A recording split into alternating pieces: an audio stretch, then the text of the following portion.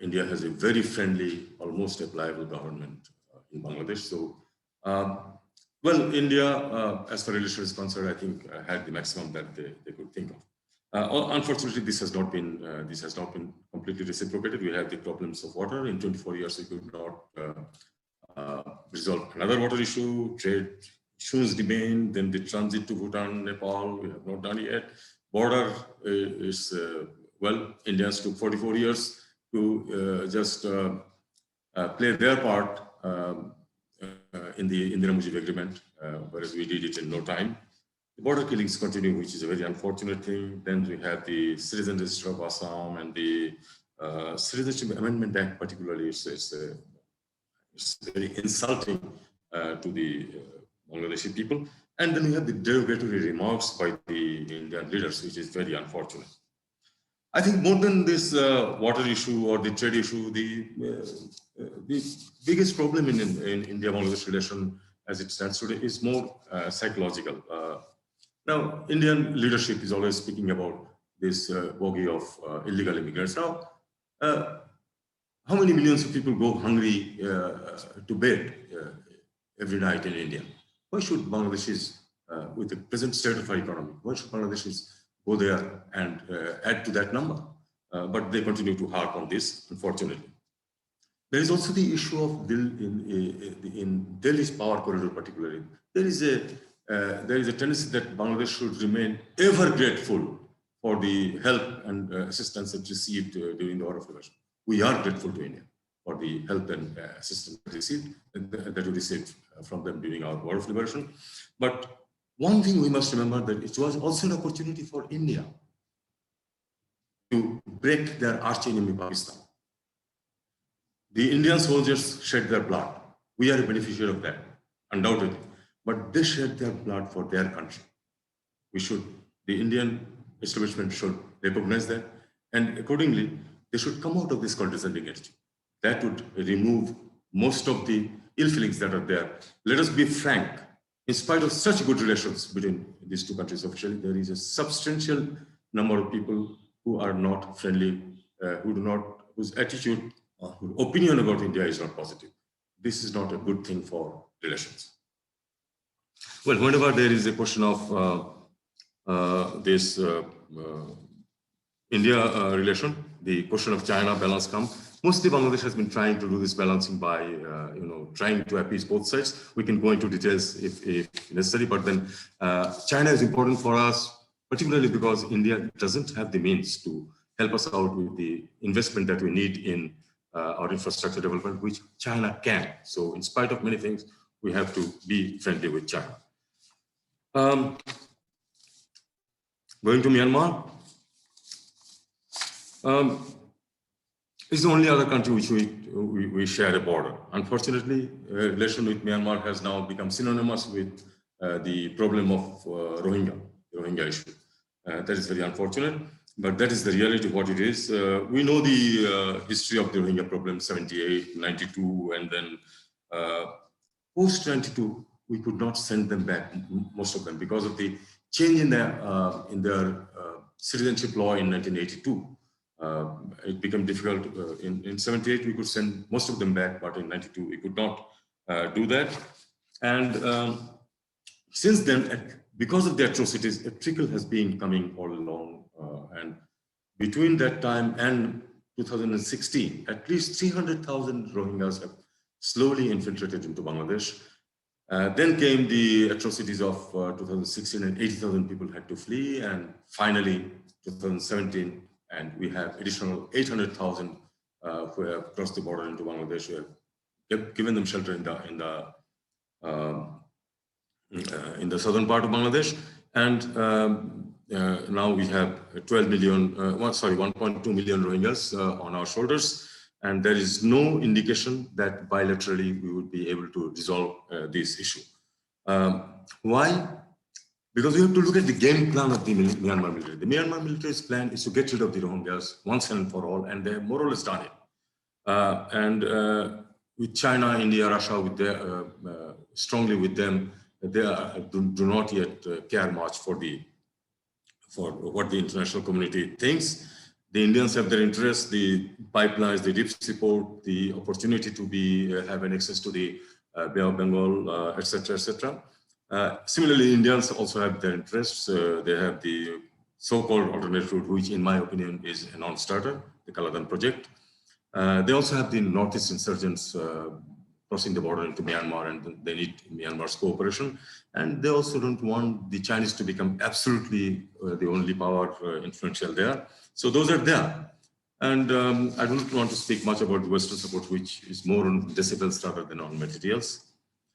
Solution actually can only be on the basis of the proposal of the Honorable Prime Minister at the UN General Assembly. We know it, that they must be allowed to go back in honor, in dignity, with rights and security. And there is no indication that is going to happen because the military is not at all interested in letting them happen. And recently, the Rohingyas have one additional problem. I have 1.5 minutes more. One additional problem is that most of the insurgencies in Myanmar are vis-a-vis the government only. The Rohingyas are more unfortunate in that they also have the Rakhines, the Arakan army, who also don't want them. It's not only the military. So this is one serious problem. And then the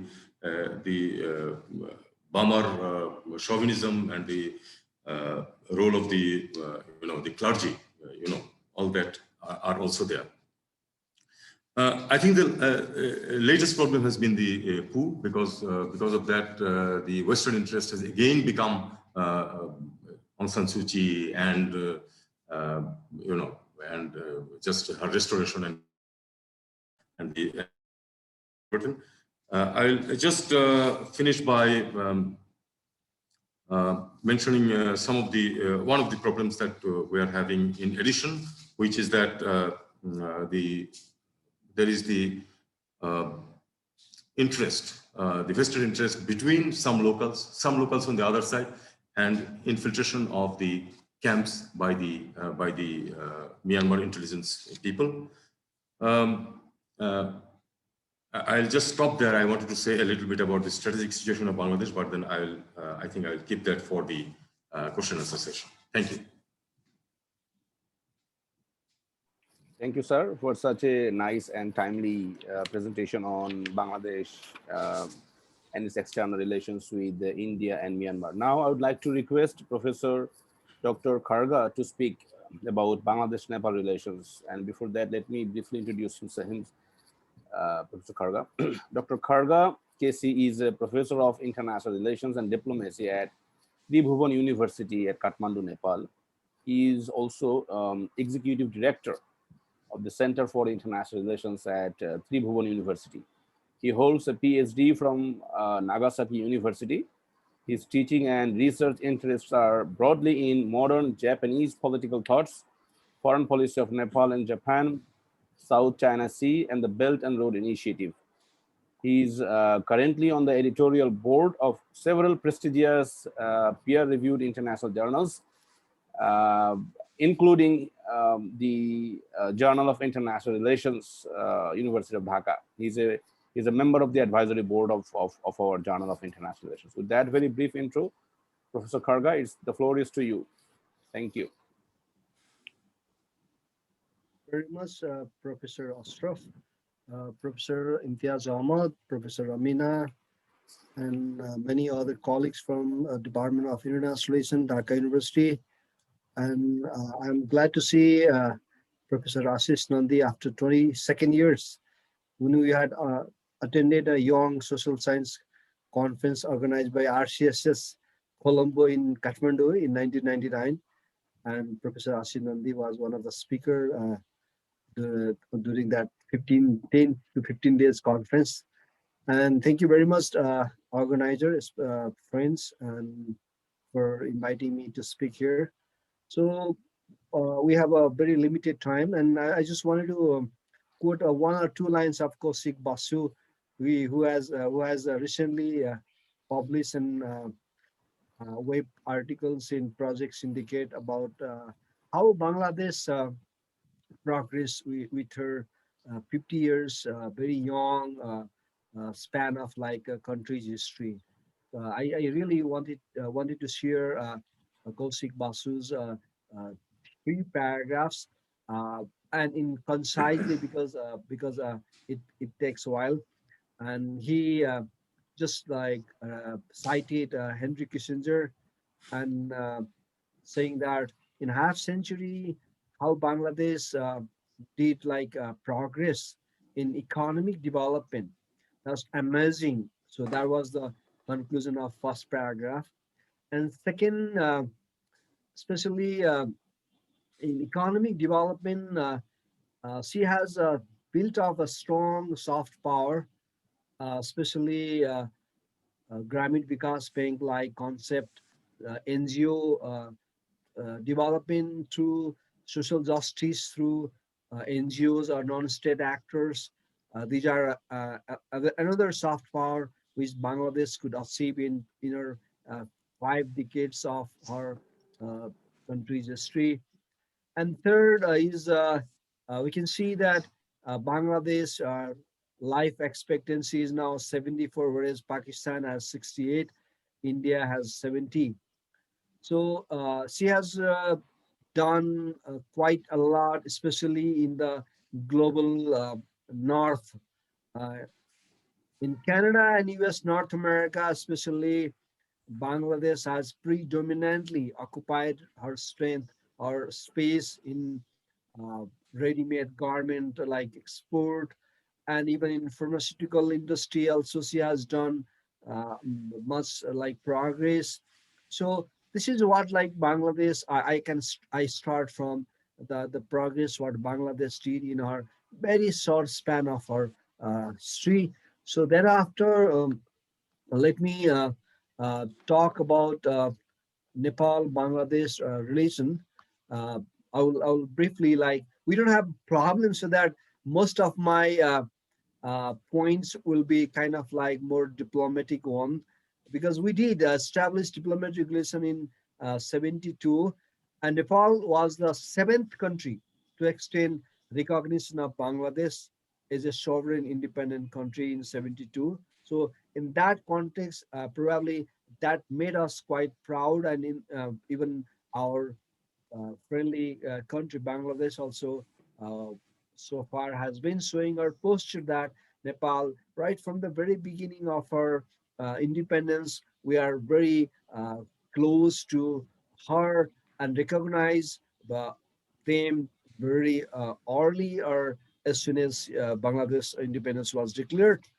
And our relation with Bangladesh remain all whether cordial, goodwill, and based on mutual understanding. So, because no matter whether Bangladesh has a maritime like facilities, we are the both are small states, small powers, and so that our international voices often came, appear, ventilated, expressed together. So that was the one reason behind that we do have a very emotional attachment with Bangladesh is a in a South Asian club, and with establishment of SARC as well. Um, Bangabu, Bangabandhu Sheikh Mujibur Rahman, who has who was the architect of SARC in a sense, and in the meantime, Nepali then king, who also has a similar vision, similar perspective, so that they could bring out that like regional club since it was the first like SARC summit started and SARC was established in Dhaka, and SARC headquarters was decided to maintain or locate in Kathmandu. So that was another coincidence. So we do have a similar views on various international and regional issues like United Nations, for example. Bangladesh and Nepal is a very neck-to-neck contributor in the UN's peacekeeping process, peacekeeping UN PKO, and we are the NAM members. Though Nepal was kind of a founder member of NAM in 1955, Bandung Conference, and we are the founder of SARC. And in the BIMSTEC also, we are working together, and the BIMSTEC headquarters is there in the Dhaka. So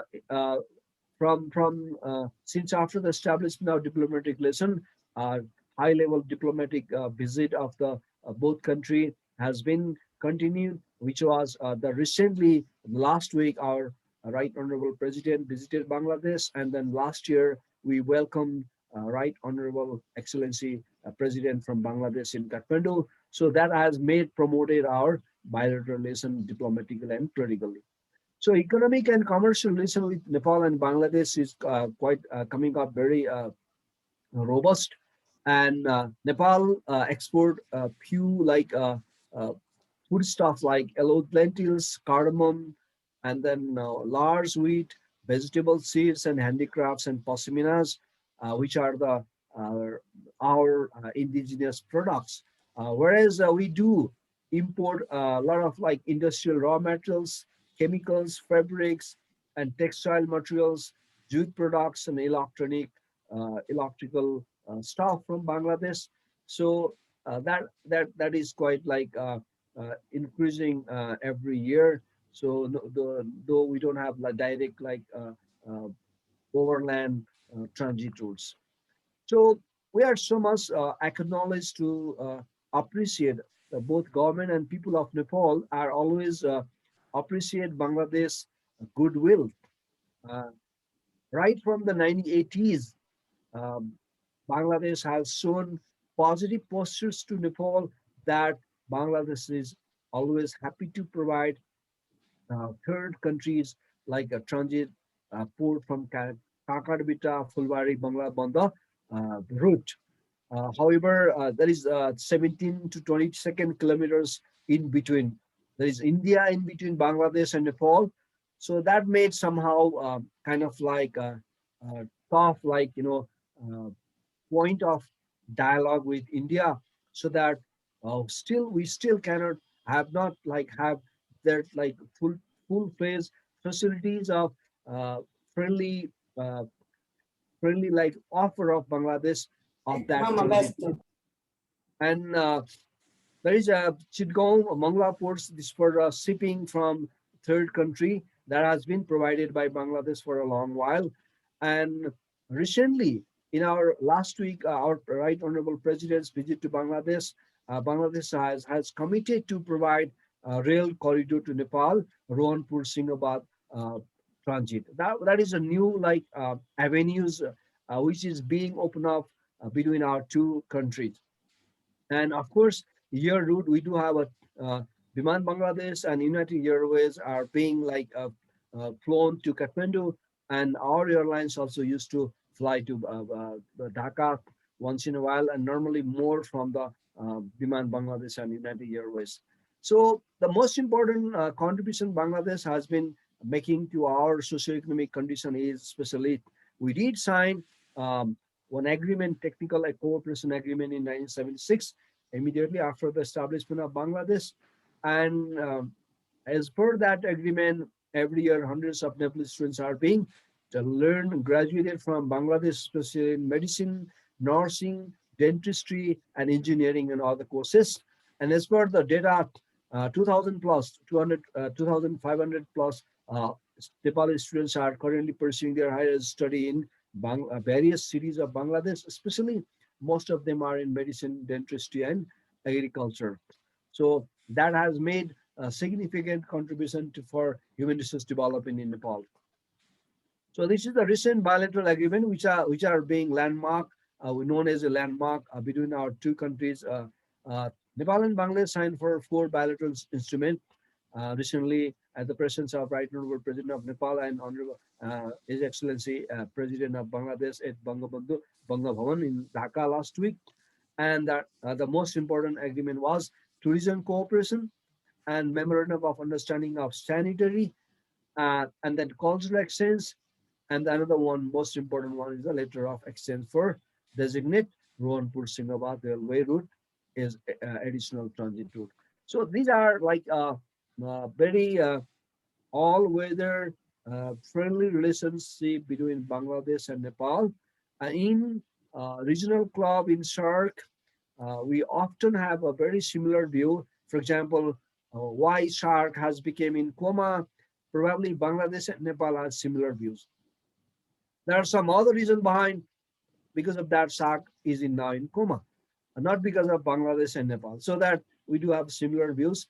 And in UN like multilateral diplomatic forums and some other like multilateral financial or global like forum, we do have a similar views because of list LDC though Bangladesh has graduated and we are almost at the like birds of being graduated from LDC, and then Law of the Sea Conference in 1982, and many other international conferences. We do have a similar view. Bangladesh has been supported landlocked state rights of Nepal, though Bangladesh is not a landlocked state. So this is what we do have a very positive uh, social capital of Bangladesh in Nepal. So that is what I can share with my colleagues and scholars of Bangladesh here in this webinar. So let me talk about Nepal's neighborhood for diplomacy, because the webinar is being organized on the auspicious occasion of the 50th years of establishment of our friendly country Bangladesh, and 100 years birth year of the father of Bangladesh, Bangabandhu Sheikh Mujibur Rahman. So in that country, in that situation, I did talk something about Nepal-Bangladesh relation. So now, taking this opportunity, I will talk some points of Nepal's neighborhood diplomacy. So Nepal's foreign policy is characterized by the both continuity and change, and from almost 2,000 years ago, the country is a pre-modern state. We do this. Nepal has been incessantly existed as a nation state, and even as a modern state some 250 years ago. It has been established, and then we always remain non-colonized by the external forces, so that our foreign policy after 1945, um, establishment of the United Nations, and currently we do guided by the Constitution and guided by the Panchashila, non-alignment, and UN Charter, and all international norms and values, and we never ever uh, ally with any military and security alliances of uh, neither the NATO or Warsaw Group like in the North Cold War and even today. So our relation with immediate neighbors, India and China, are in top priority of our foreign policy, because our geostrategic location is a very complicated in a sense that we are located between the two giant neighbors. So to balancing with them are the topmost priority of foreign policy and diplomacy, and political, economic, social, and cultural like spheres of uh, spanning these spheres with these two countries are the priority. And beyond, we always have uh, in regional front, being a chair of the shark, we always try to emphasize how important it is to revitalize the shark, because being a small powers located between two giant nations, uh, probably we do need more regionalism. The importance of regionalism and multilateralism is very much needed for a country like Nepal. Our voices should be ventilated, expressed through regional and multilateral diplomatic forums or any other economic, diplomatic, scientific, and non-state uh, like actors like fora. So that we do emphasize the importance of SARC, and BIMSTEC is also coming up. And once in a while, it has been taking BIMSTEC as a rival of SARC, but we still uh, emphasize the rational justification, the importance of SARC. And in the meantime, the mistake also will be of beneficial for Nepal's transit access.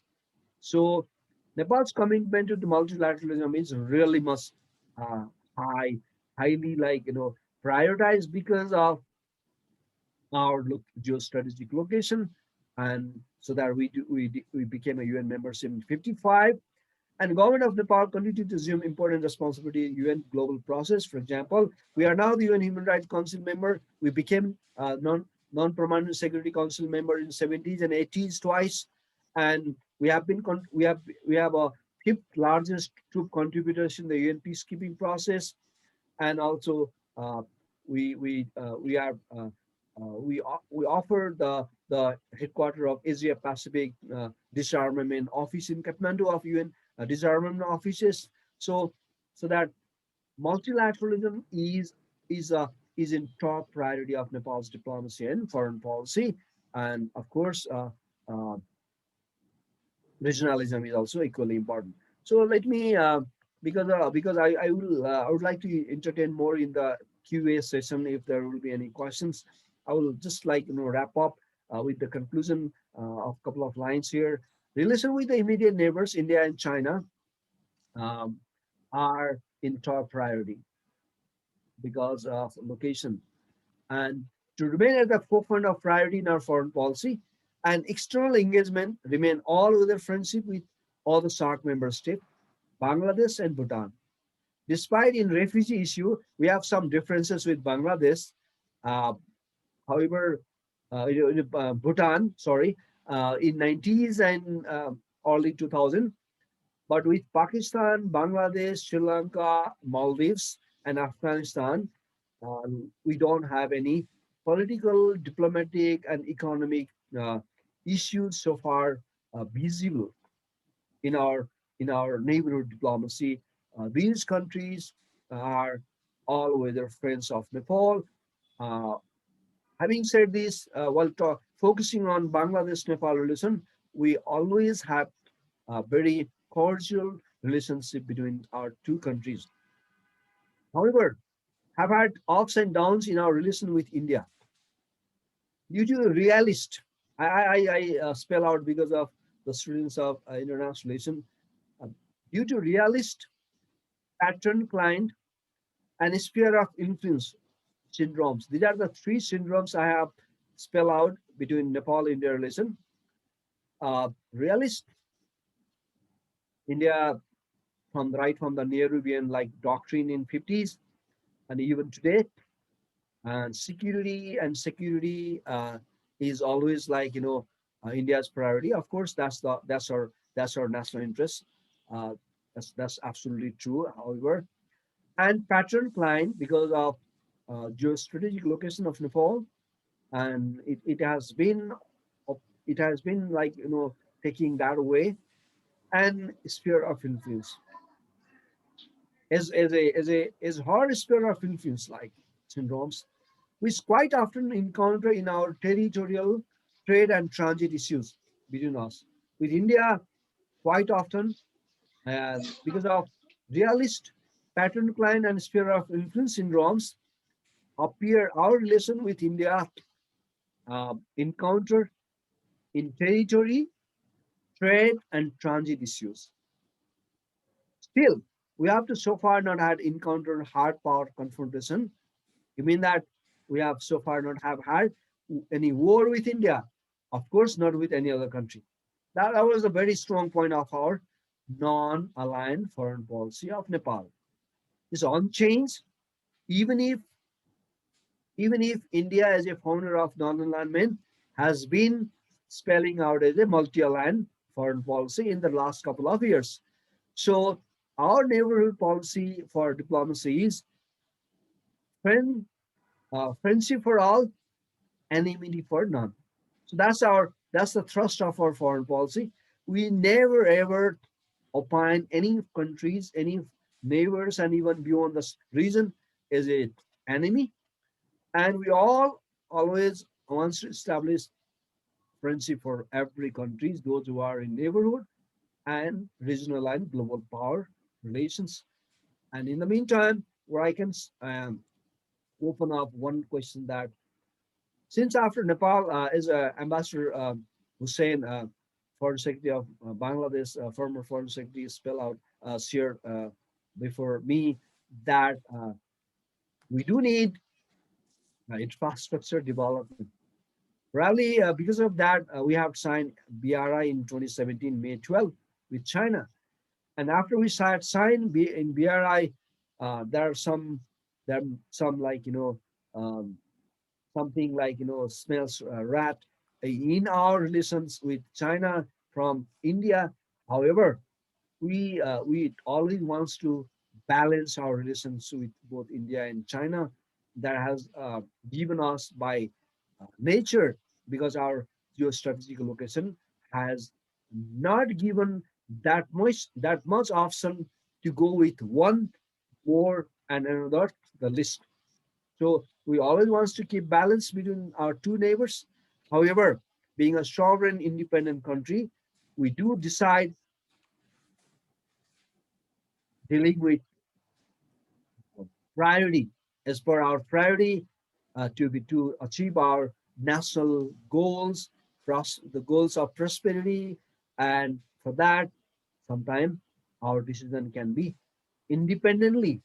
Probably, sometimes we can deal with far away, like in a country in Africa, Latin America, and Europe, if our national interest, uh, prioritize or allowed to do deal with them, unlike even with our neighbors. However, Nepal is very much serious to like address the concern of both neighbors, and we don't want to harm their like interest. However, our national interests are always in priority, and we do guide by our constitution and national interest, so that our neighborhood diplomacy largely guided by geopolitical situation of the country and national interests of the country, which has clearly spelled out of our 2015 constitution. So, having said Excellent. this, I'll stop here, and then I'll be more than happy to deal if there will be any questions from participants. Thank you so much once again for giving me the opportunity. Thank you, Professor Kharga, for such a comprehensive presentation on Bangladesh-Nepal relations, and especially highlighting the commonalities in the peaceful foreign policy orientation of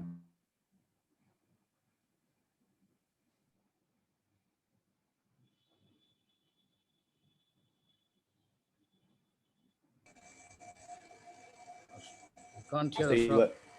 you were unmute, sir. You need to sorry.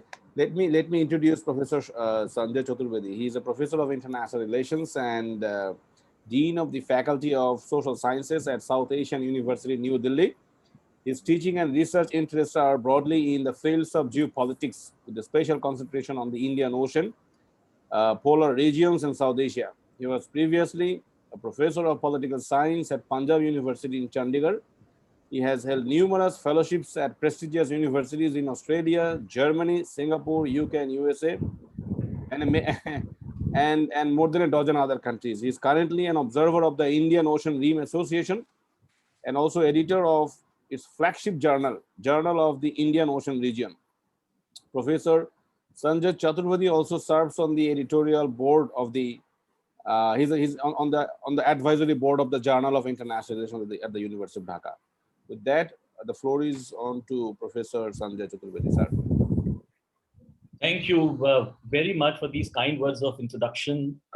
What a great honor and privilege it is for me this evening to be a part of this very special event. I'm very grateful to the oldest department of international relations in South Asia, and also one of the finest departments of international relations in Asia and beyond. And it is also a very special privilege to be serving on the editorial board of the esteemed journal of the department. I bring to all of you the warm greetings of our university, that is the South Asian University. I would like to very warmly acknowledge the presence of distinguished co-panelists. It's such an honor to be in your company this evening, and also very, very pleased and very proud to see that we have Professor Imtiaz Ahmed and Professor Professor Amina Mohsin, who have also made some outstanding contributions to South Asian University as esteemed members of our Board of Studies in the Faculty of Social Sciences. And I would also like to very warmly acknowledge the presence of Professor Ashish Nandi and my esteemed colleagues. So excellencies, dear participants, students and scholars, let me begin by saying that I hope you're able to see the screen, the PowerPoint, all right. I hope there's no problem with that. Professor Sanjay, we don't see any PowerPoint slide. We see a different screen. The Okay. launch meeting. So let me. So you may just need to switch the screen to slides. Can you see it now? No, sorry, no. Okay. No, Can you stop sharing and then do it again? Okay. hit the screen sharing again, sir? Okay. Are actually sharing the Zoom. Professor Sanjay, we can share it from our end as well. I think it should be fine now. No, it's not fine. You can't see anything. You are Sorry. in launch meeting. I think you need to get out of the meeting and then re-enter. Now we can see Dr. Niloy Bishwa's email. Okay, now Is it okay if we let me share go. it from our end then? We could see the confidential email that Niloy sent to you. Okay. Now I think what I'll do is I'll share screen and click on my PowerPoint. Yes. Yes. It's good Now now. that should be fine. There you go. So, Excellent. excellent. So this is what you see on my very first slide. Sort of geographies, spinning globe, a very quick glimpse of the maritime neighborhood of Bangladesh. And this presentation is dedicated to Bangabandhu Sheikh Mujibur Rahman's vision, which I found very, very inspiring. It was quite a moving experience going through the unfinished memoirs. And while reading through this, all the time I was wondering that had Bangabandhu been alive today and looking at Bangladesh, looking at South Asia, not just continental, but also maritime South Asia, the wider Indian Ocean region, and the kind of challenges that humanity is facing, how he would have responded, how he would have looked at the imperative of a new planetary geopolitics. So you can see that when you read this out, he is making the very first sentence, as a man, what concerns mankind concerns me. And then what an inspiring statement this is. So it is dedicated to this memory, to his memory. And my first very question is that what and where is the Bay of Bengal, and to whom does it belong? Now, when I was speaking to Professor Mohsin and I received her vision and the vision of the department, I was told that I should be as futuristic as possible. So I decided to do so, but with the caveat that I thought it will be very useful to go through some theory, some conceptualization, and also through the chapter of the history of the Indian Ocean world. Now, in order to be able to answer where is Bangladesh as a country with maritime vision, a country which is deeply interested in blue economy, a country which is having a very important strategic locations in plural, I thought that Philip Steinberg's insight could be very useful for those who are interested in the theories of international relations, particularly the constructivists.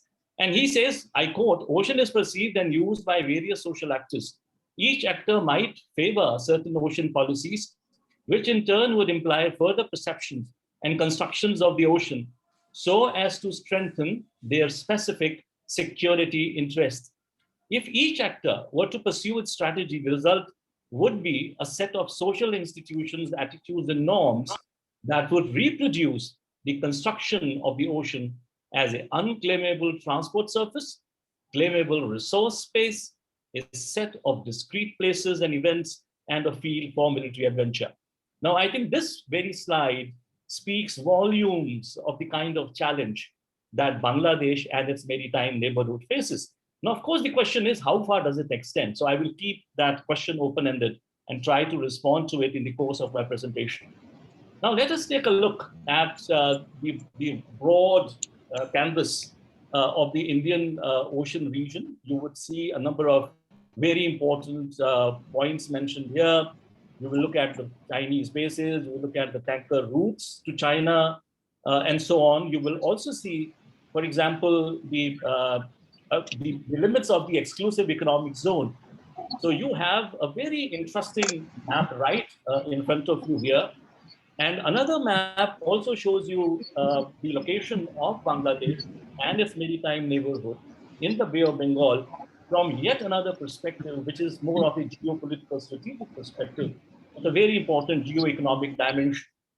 Yet another map, the location changes. I mean, that's the point I'm trying to make, that the locations are not just determined by the latitudes and longitudes. They are decided not only on the physical map, but there are multiple locations of the same space place, depending upon on which kind of map one is being placed and located. So this is another very important map, because it shows you the manner in which the Bay of Bengal is linked to this geographies right from the Hindu Kush Himalayas through the river systems to the Bay of Bengal.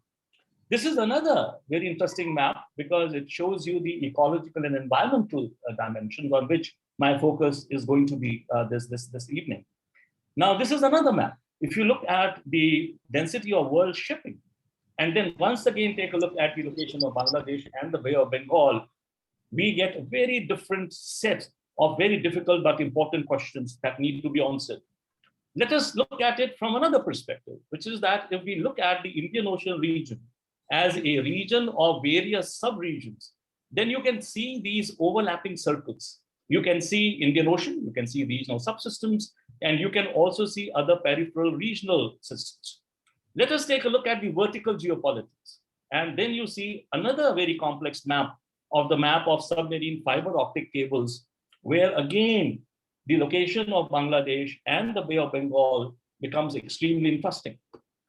Another shift, another perspective in this kaleidoscopic presentation of locations, see where as the geographies, strategic geographies and geographs expand of the Indian Ocean maritime domain, we can see the larger map of the Indo-Pacific. Now, of course, in my presentation, I'll make a very quick reference to the fact that there is not one particular map or cartographic understanding of the Indo-Pacific, but there are different understandings and different takes. Now, let me also begin by doing what I call a strategic recall, because I think it is very important to invoke certain geohistorical perspectives, particularly for students of international relations who are interested in heterogeneous international systems, those who critique mainstream international relations theory from the perspective of the global south, or what we call the global IR. It is very important to acknowledge that the moment one gets out of the territorial trap of the state-centric map of maritime domains or in Indian Ocean region, we see a very different perspective. One such perspective, of course, is the perspective of the Silk Roads. Now, 2 millennia ago, as Peter Frankopan says, that the web of communities wove into each other to create a world that was so complex. And Bay of Bengal was very much a part, integral part of this map of the old Silk routes. And then who can overlook this very seminal work by Sunil Amrit called Crossing the Bay of Bengal? And in this map, he says, it's a slightly longish quote, but I think it's worth reading through it very quickly. The moral and political questions that face the Bay of Bengal today would have been familiar at the turn of the 20th century. To whom will the Bay of Bengal belong? To the rising powers with their fevered quest for energy and resources and influence? To the forces of capital that seek to extract value from land and now from the very bed of the sea? Or to the diversity of people that inhabit the coasts? We can no longer ignore the costs to human beings, to the species that give life to the sea ourselves, to a collective hunger of energy. And he goes on to say that today, coming fast forward, migration around the bay is on the rise again. Problems of global climate change can no longer be addressed by national governments alone. A new sense of connectedness is wanting. In the Bay of Bengal's history are resources, narratives, and memories upon which to build one. The Bay of Bengal's coastal rim provokes, as of now, maybe an ecology of fear, but history could also harness ecologies of hope. So I think there is a lot to think through as far as this particular slide is concerned. Again, in another very seminal work by Andrew Phillips and J.C. Sherman, there is a reference of heterogeneous international system where polity, diversity, social, cultural, religious, ethnic has historically been constitutive of order rather than being subversive of it. Now, what are the key questions? Geopolitical, geoeconomic, geostrategic, and geoecological intersections. What I wish to argue is that we live in very complex and compelling times. We are looking at these very important intersections. Let me very quickly run through them. Now, when it comes to the geopolitical dynamics, the very fact that we live now in an interregnum where the Cold War frozen cartographies have now led to that spinning globe, which normally causes this, unsurprising, some kind of a geopolitical vertigo. Now, in this, we find return of classical geopolitics. We find a lot of narratives which will look at the subcontinent on the rimland. So Bangladesh then and the Bay of Bengal becomes a part of those very interesting geopolitical debates between the land power and the sea power. Who will forget Nicholas Spikeman's, who had also talked about the Indo-Pacific. And he had said that the great threat to US security has been the possibility that rimland regions of Eurasian landmass would be dominated by a single unbalanced power. In the post-World War world, China would emerge as the dominant power in the East. So another map which gives you a glimpse of those classical geopolitical theories and the way in which they locate Bangladesh in the larger context of maritime South Asia on the rimland. So what is going on? I know the time is very short. I would make a reference to this very important, very interesting work by Victor Cha called The Power Play. And he says, and this is where the security dilemma comes before us, presents itself before us. This security dilemma in Asia, I've added South Asia, refers to the view that any US-based regional initiative is seen as containing China, and any China-centered regional institution is meant to exclude the United States. This dilemma is exacerbated by the competitive tendencies of the United States and China for institutional control of the region, either with dueling hub and spoke systems, US alliances in East Asia versus China's One Belt, One Road initiative in developing Asia, and so on. So this is where one can talk about these unfolding geopolitical dynamics and the kind of dilemmas that they pose before the countries, particularly so-called small countries in South Asia and on the subcontinent. So the kind of cartography which presents itself runs into these maps. So you can see very quickly the maps that I'm talking about of the Indo-Pacific region and the command, which were earlier called the Pacific Command and now renamed the Indian Ocean Pacific Pacific Command. Now, there are different perspectives on Indo-Pacific. And if you look at the American perspective, it looks at a geopolitical competition between the free and repressive visions of the world order is taking place in the Indo-Pacific region.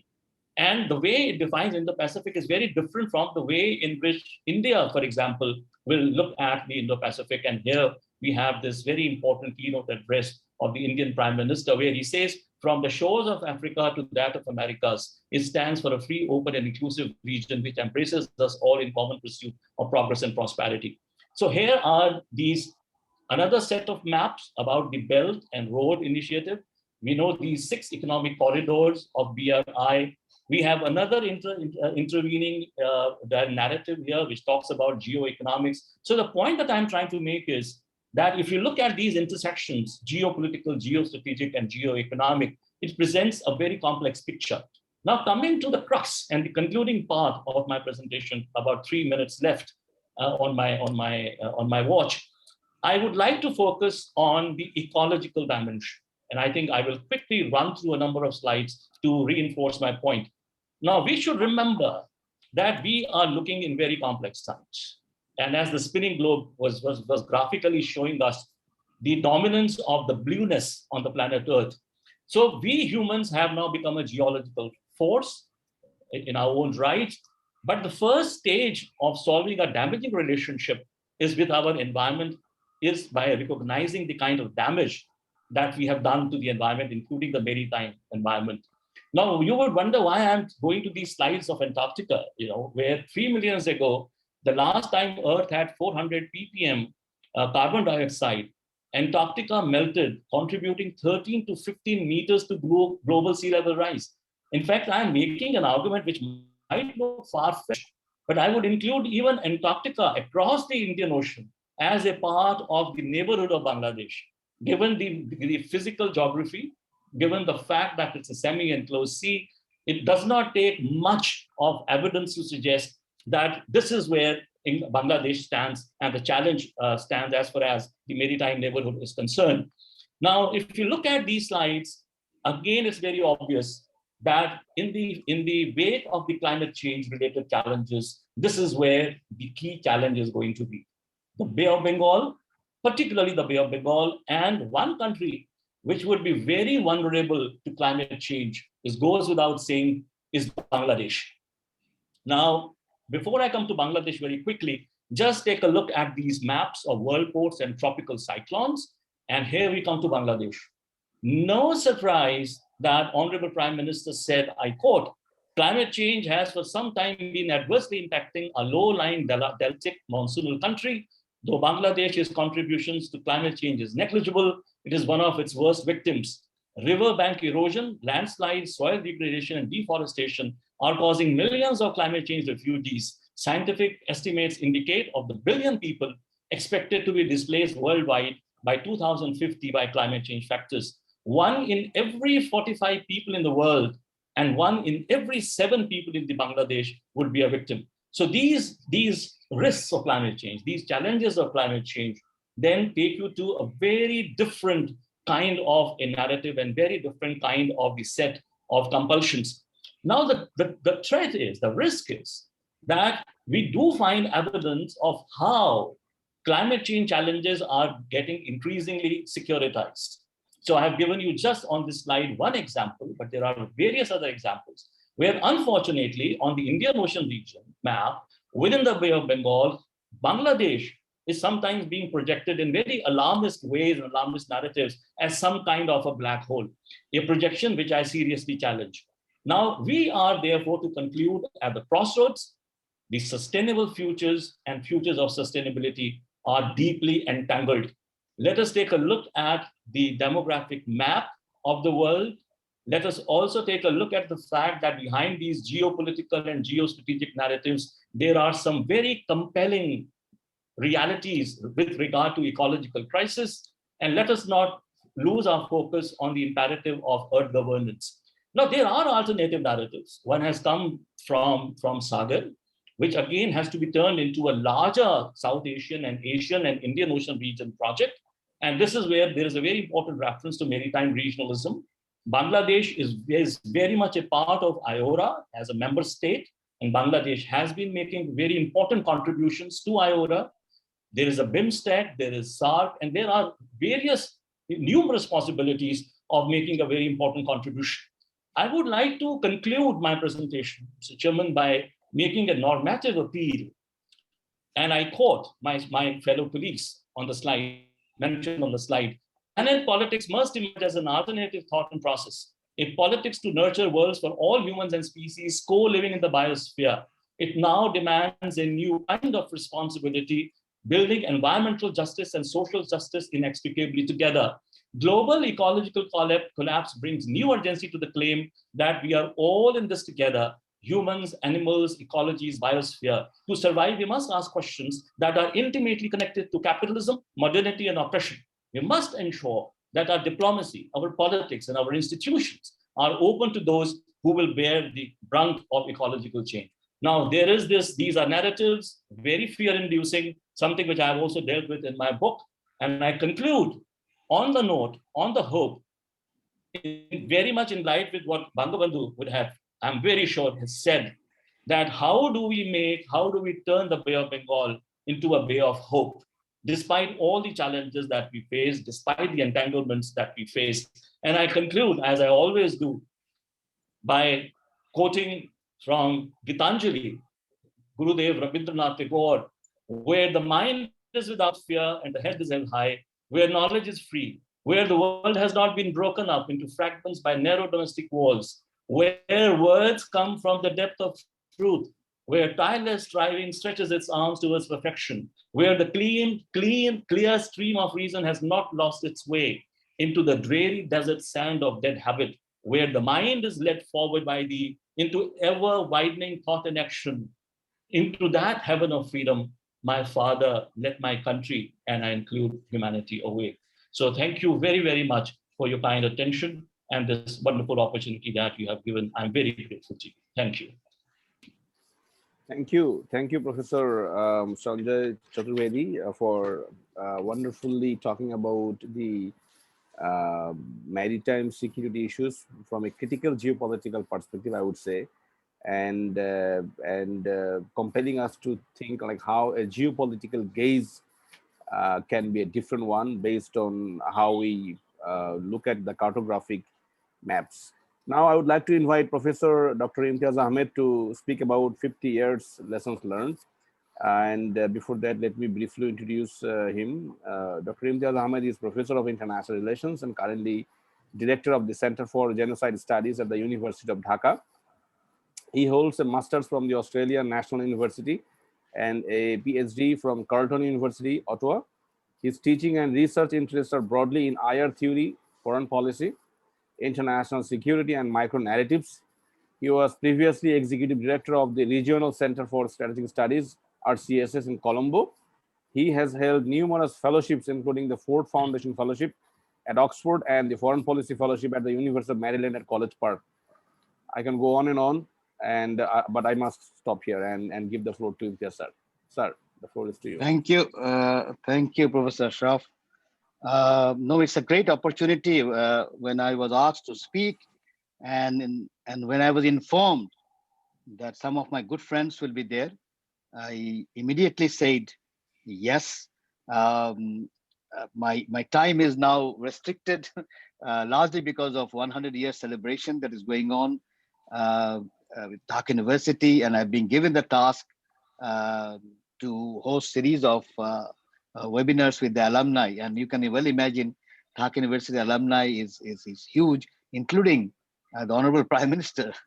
She's also an alumni, and she was also there when we inaugurated the series.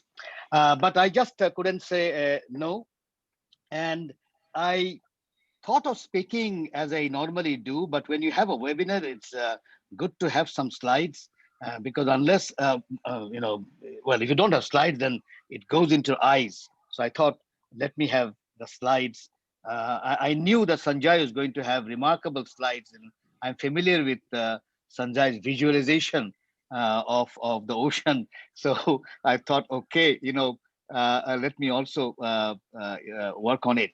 Now, what I will do is speak on Bangladesh and 50 and what are the lessons that can be taken from the Bangladesh, given the fact, as Ambassador Tawhid Hussain has already, flagged the development side, and so has Professor Khadga and also Professor Chaturvedi. So I will try to give you a sense as to why that has happened, what are the interesting things, and then talk about what are the lessons that we can take from there. Now, my first slide is let's look at the South Asian exceptionalism. There are three South Asian exceptionalism when it comes to Bangladesh. Bangladesh is the only People's Republic in South Asia. There are no People's Republic in South Asia. Altogether, there are 5 countries in the world now currently that are People's Republic. The oldest one is North Korea. Then we have China. Then we have Laos. And then we have Algeria and Bangladesh. So 4 countries are in Asia, which are People's Republic. There were more at one point, but we only have 5. Now, why Bangladesh is People's Republic? And this was declared on March 26th. The very statement that we get from, written statement that we get from Sheikh Mujib, and it says clearly, Republic of Bangladesh. There was no hesitation on naming the country, although we are very different from other 4 countries when it comes to People's Republic, but there are good reasons why Bangabandhu thought about the country named to be People's Republic, and that brings me to the second exceptionalism. Bangladesh is the only country in South Asia which fought a liberation war with people and the military and the police together. This is very important. None of the South Asian countries did that. Well, there was Indian National Army. Subhash Bose was there.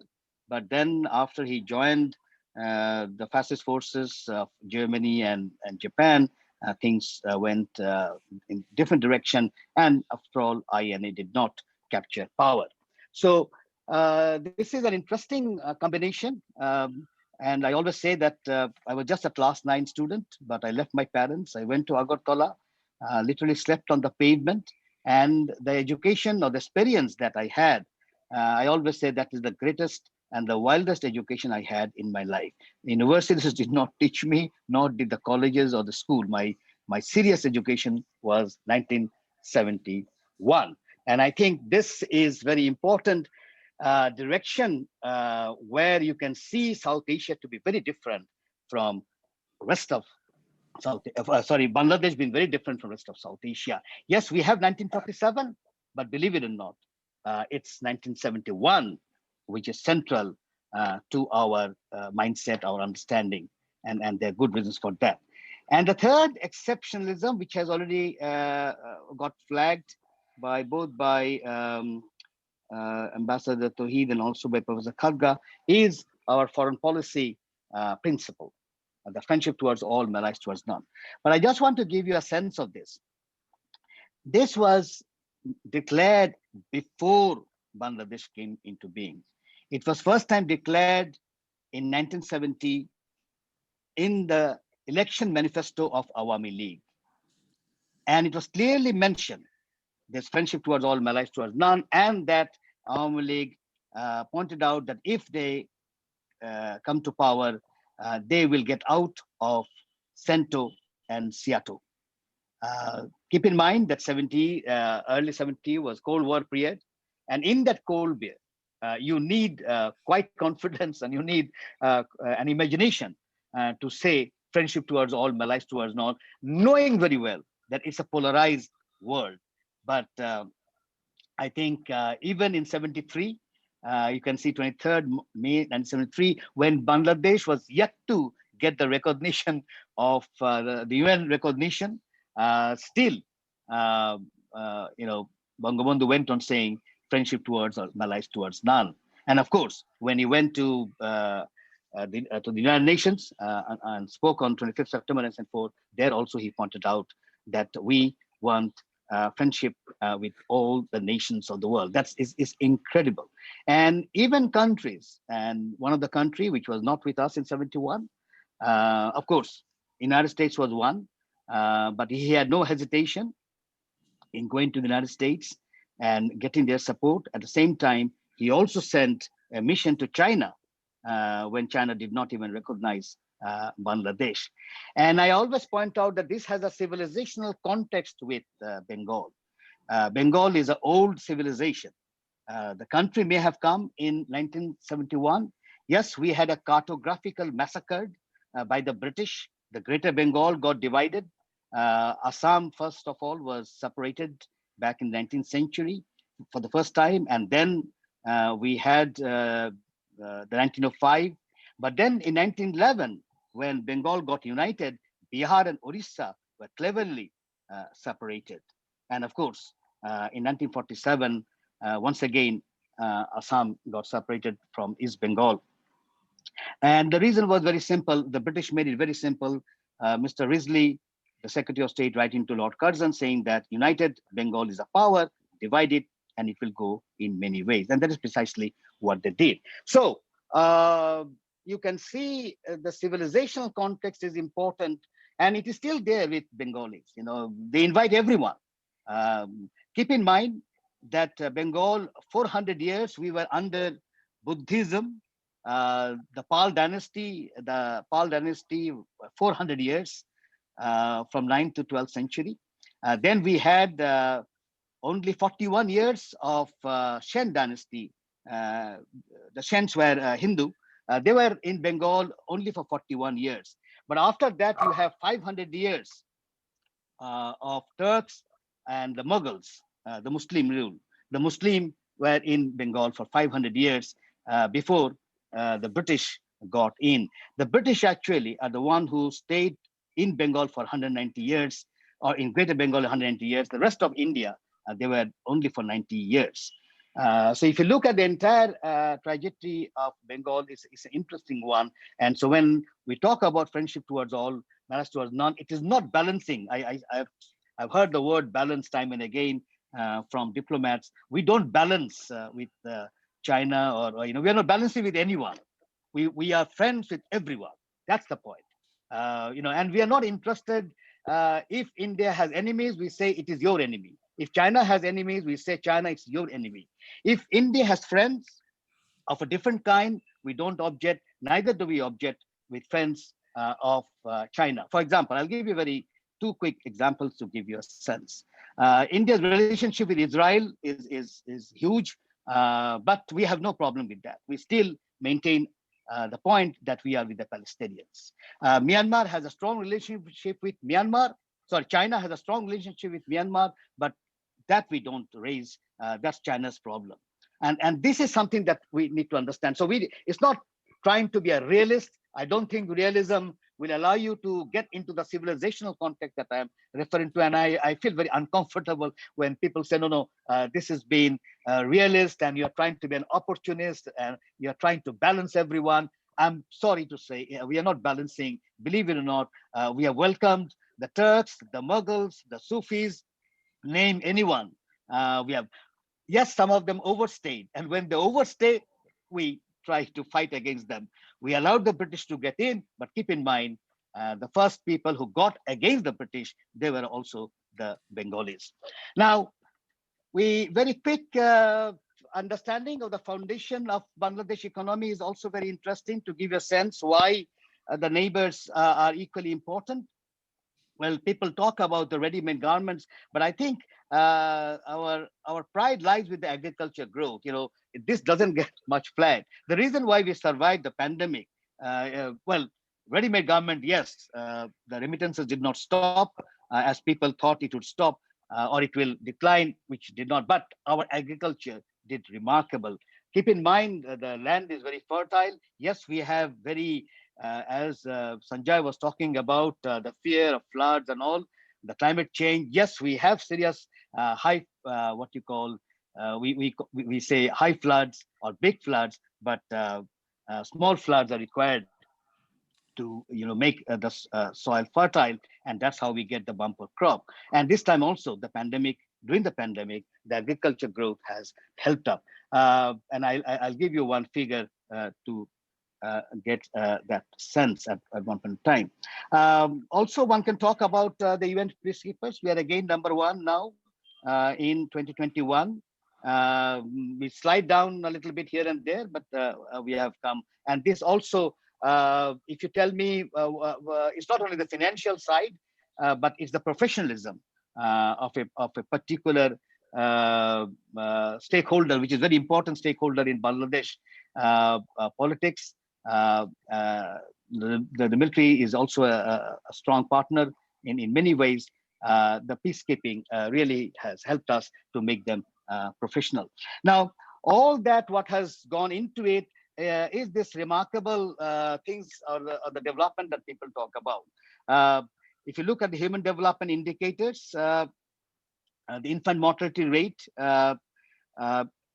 say China, which 8.5, but if you compare with India and Pakistan, the infant mortality rate has gone down, and that's precisely there is also the life expectancy has gone up.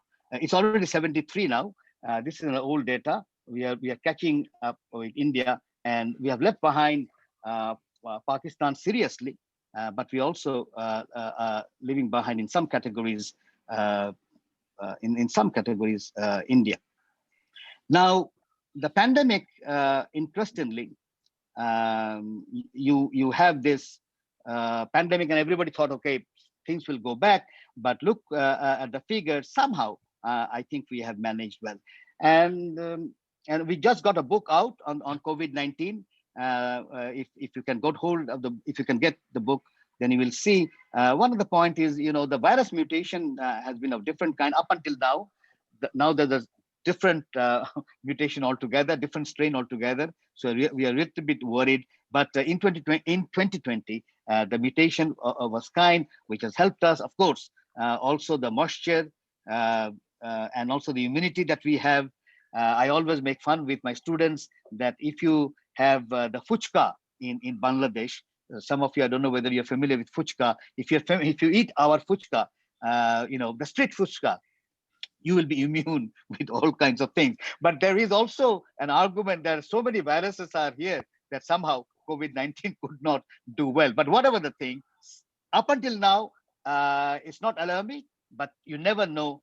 Things can go bad at any moment in time. So we need to keep hold of the public health measures, particularly the three things. For God's sake, wear the mask in public, wherever you go. And if you are in a discussion, wear 2 masks, that's very important. And of course, the hand washing and also the physical distance, which is very difficult to keep in Bangladesh. But still, if you can, these 3 things are absolutely important. Now, the 50 years will take you, the numbers have come up, and look at the numbers. The GDP from 8 billion to 320 billion now. Per capita income back in 71, $93. Now it's 2,000. Life expectancy 47 years. Now it's 73. Foreign exchange was 0. Now it's 44 billion. Poverty rate 82%. Now it's come down to 20%. Pandemic probably has also, want us to look into the data again. Fertility rate, 6 children at 71. Now it come down to 2. And of course, the point that I was making on agriculture, it's a huge success. 1 ton a hectare back in 71. Now we have 5 ton. And that has really helped us in many ways. Now, lessons learned. I have only 3 slides and I'll stop. Bangladesh, what are it? Bangladesh reproducing new Asia. Are we reproducing a new South Asia? Are we going to get out of this Indo-Pakistan syndrome of South Asia? Whenever we talk about South Asia, we talk about India and Pakistan. And I remember, any South Asia conference, and myself and Sanjay and some of, I can see, we have attended so many South Asian conferences. It always boils down to an India-Pakistan thing. Sometimes maybe one of the actors is not there, but still they would talk about India. But I think the time has come to make this shift, probably, and it will shift either to India-Bangladesh or India-Pakistan-Bangladesh, or more importantly, I used to say Bangladesh, Nepal, Maldives, Bhutan, Nepal, probably would be some. So what are the what are the lessons? The first one is development without enmity. Bangladesh literally we do not have any enemy. Bangladesh really does not have an enemy. Even Myanmar, which is trying its best to make us enemy, we still maintain all kinds of relationship. We trade with them. Even people go there to visit. We refuse to make Myanmar enemy. And you can see, as I said, this has a civilizational context, and it has helped us, this development without enmity.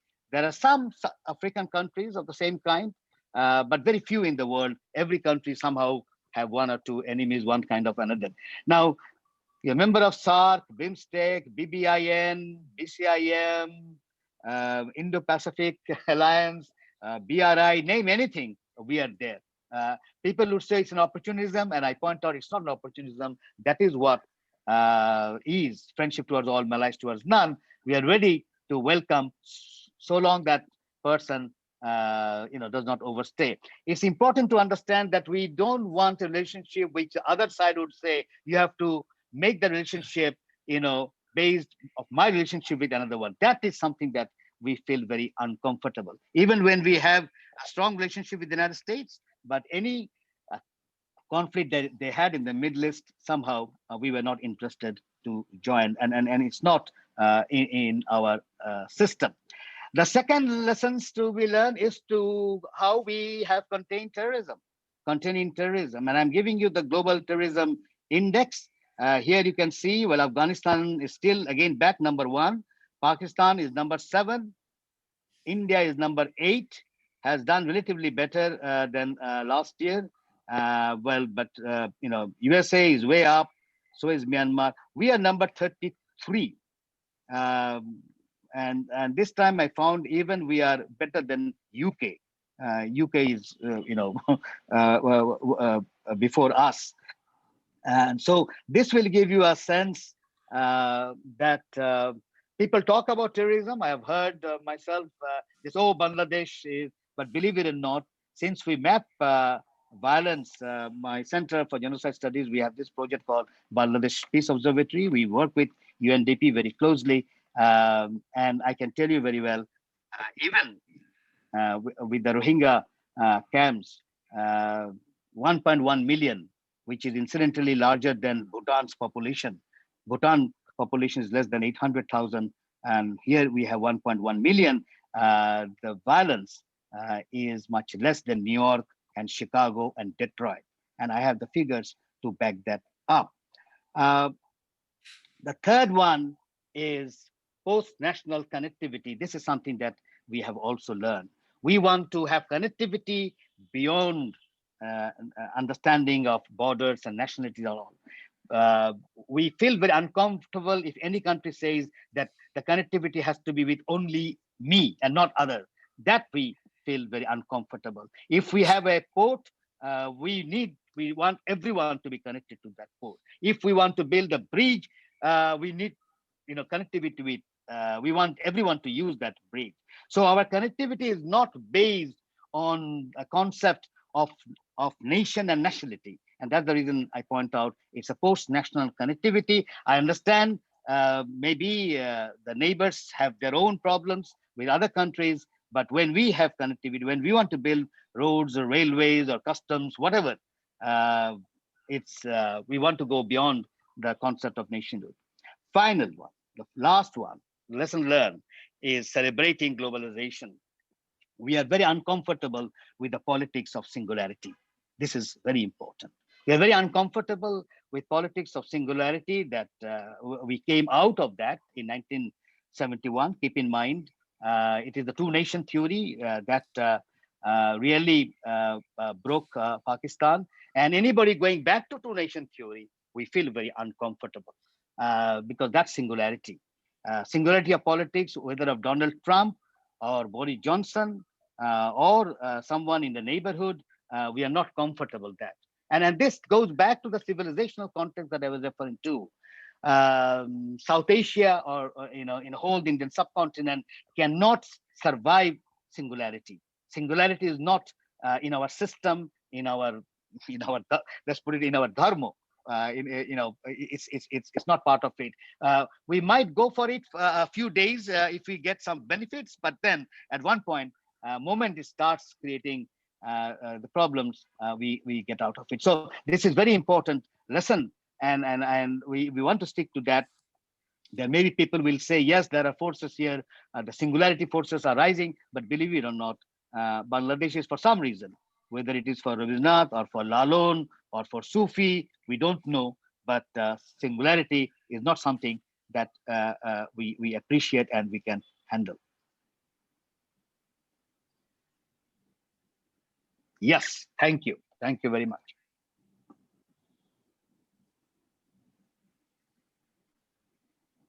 Thank you, sir, for such a wonderful and very comprehensive way of looking at the 50 years of Bangladesh and projecting the lessons learned, like how we developed without enmity, how we had succeeded in combating terrorism, projected a humanitarian approach to hosting the Rohingya refugees. Can't hear you.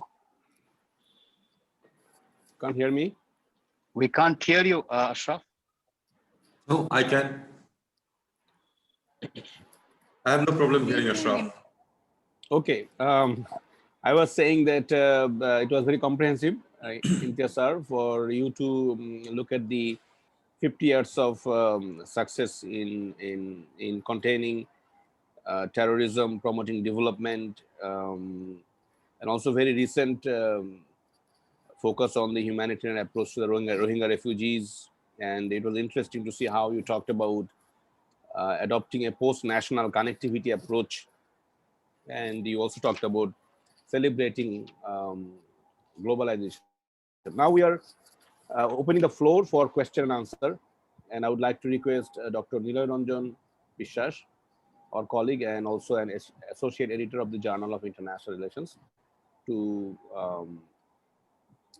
share the questions from the Zoom link and also from the Facebook. Dr. Niloy? I think Is Niloy Niloy there? is. I think Niloy bhai is muted still. Okay. Good question for me, Professor. If time allows, I will try to answer. Sure. There is a question to former Foreign Secretary Tawhid Hussain. Yes. Question from a participant in Delhi. He is a Bangladeshi faculty member of IR department at Rajshahi University. And his question is, recently Bangladesh, India signed an MOU on trade remedial measures that excluded Bangladesh's request on removing anti-dumping duty. Against such a backdrop, how can Indian anti-dumping duty of jute products, hydrogen peroxide and fishing nets can be addressed and promote Bangladesh-India economic cooperation? So question to you. That was the first question and it was written on my chat box. Okay, thank you. Thank you. Yeah, Ashraf, should we go for all the other questions as well? Or do you want that? No, I thought that if Niloy is Niloy, are you back? That was a question. Let me read some Sure, of the madam. questions. Niloy, let me read out. Nayan has a question for Dr. Imtiaz. His question is: do you think that the lack of non-Western diplomatic theories has created this issue with not being able to check the boxes? As you said, it's not balancing. It might also not be hedging or anything else, since all of these theoretical boxes are imported from Western history and Western empiricism. Therefore, sir, can or should we expect a change, or how do you think we can contribute to that? And to Professor Sanjay, it's regarding the interaction part. Thank you for such an interesting presentation. My inquiry is, how will Bangladesh be able to make a peaceful repatriation of Rohingyas in this geopolitical power game? This is from Hisham Islam. When would you place ICT, and how successful the ICT been in Bangladesh? I don't know to whom this question is. And again to Professor Chaturvedi, I had a question regarding IORA, that how it is strengthening the geoecological aspects of Indian Ocean countries. What are the future implications for littoral states? I think we can stop here, and if you would like to respond. Yes, Ashraf, yes, take, please. Yes, Tawhid bhai? Amina, there are two questions for me as well. Yes, yes, We please. can have this first round and then go to the second round of questions, I guess. Yes. So, Mr. Tawhid Hussain, can you start the? I can start it, but let me just at the very outset, let me say that this is a very specific trade-related question. I can just give a generic reply, which is that the trade remedial measures that this MOU was signed, actually, it did not go into that many details, and anti-dumping duty, nothing was said about that. Whereas anti-dumping duty is a concern for the Bangladeshi traders. And let me just evaluate it like this, that these MOUs that were signed are not really any major departure from the trade practices, or for that matter, on other issues, water or anything, that was there. So I think it's better not to expect much from such, occasional MOUs. These actually come up to give some meat to the functions in which basically not much substance is there except for the ceremonies. So I think I'll just stop at that point. But it's a valid point that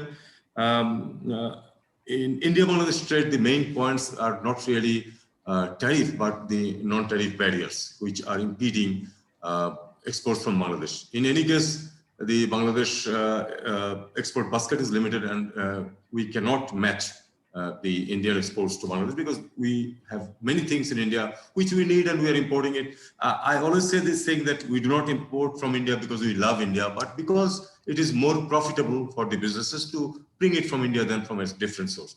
But these are small irritations which remain in the trading relations, which I think, if removed, could create a more congenial atmosphere. Professor Kharga, would you like to answer the next question? Thank you very much, Professor Ashraf. Well, there are two questions for me. One from Naya Reza. She was wondering, like, on my newspaper article, which was published a while ago. So he was asking me about the breaking the ice renegotiation. Probably there was. I expressed when we had kind of like deadlock with India in the negotiation. Nepal in 2019, when India brought out a new map of Kashmir and even incorporating some of our territory in the northwestern boundary of Nepal, which is adjoined with China as well. So we diplomatically expressed our protest to India, and India didn't respond. And again, after a while, Indian Defense Minister, he inaugurated the road. That road goes through our territory, so that again we send a diplomatic note to India, and India remained silent for a long while. So I wrote that article in our national, like, Rising Nepal English Delhi in Kathmandu, so that he was asking on that line, because I was anticipating that we'll have a renegotiation with India, and eventually India will realize to open up ice break and then to start the dialogue between both country. So that happened. That happened. An Indian Foreign Secretary visited Nepal, so which was a kind of like renegotiation and ice break between India and Nepal, and our foreign minister also reciprocated to visit India, Delhi, after Indian Foreign Secretary visited Kathmandu. So that was the context of territorial disputes between Nepal and India, boundary disputes in Nepal and India. So that I published that article and anticipated to have a renegotiation with India, or dialogue will resume with India. So next question by Mansoura Amdad. She was asking whether Nepal, probably when Professor Imtiaz, a senior academic, when I was listening him, that balancing the terminology from diplomacy, we academic do not often use that one. So I could learn his opinion from that point as well. However, in real politics, sometimes academic also should see the point through the real political dynamics. So that I have used that terminology. And Mansoura Amdad, she was asking whether how, like, Nepal can learn from Bangladesh in balancing between India and China. Probably Bangladesh has plus advantage because she's a maritime country as well. She has a sea access. So we are unfortunately because of being a landlocked.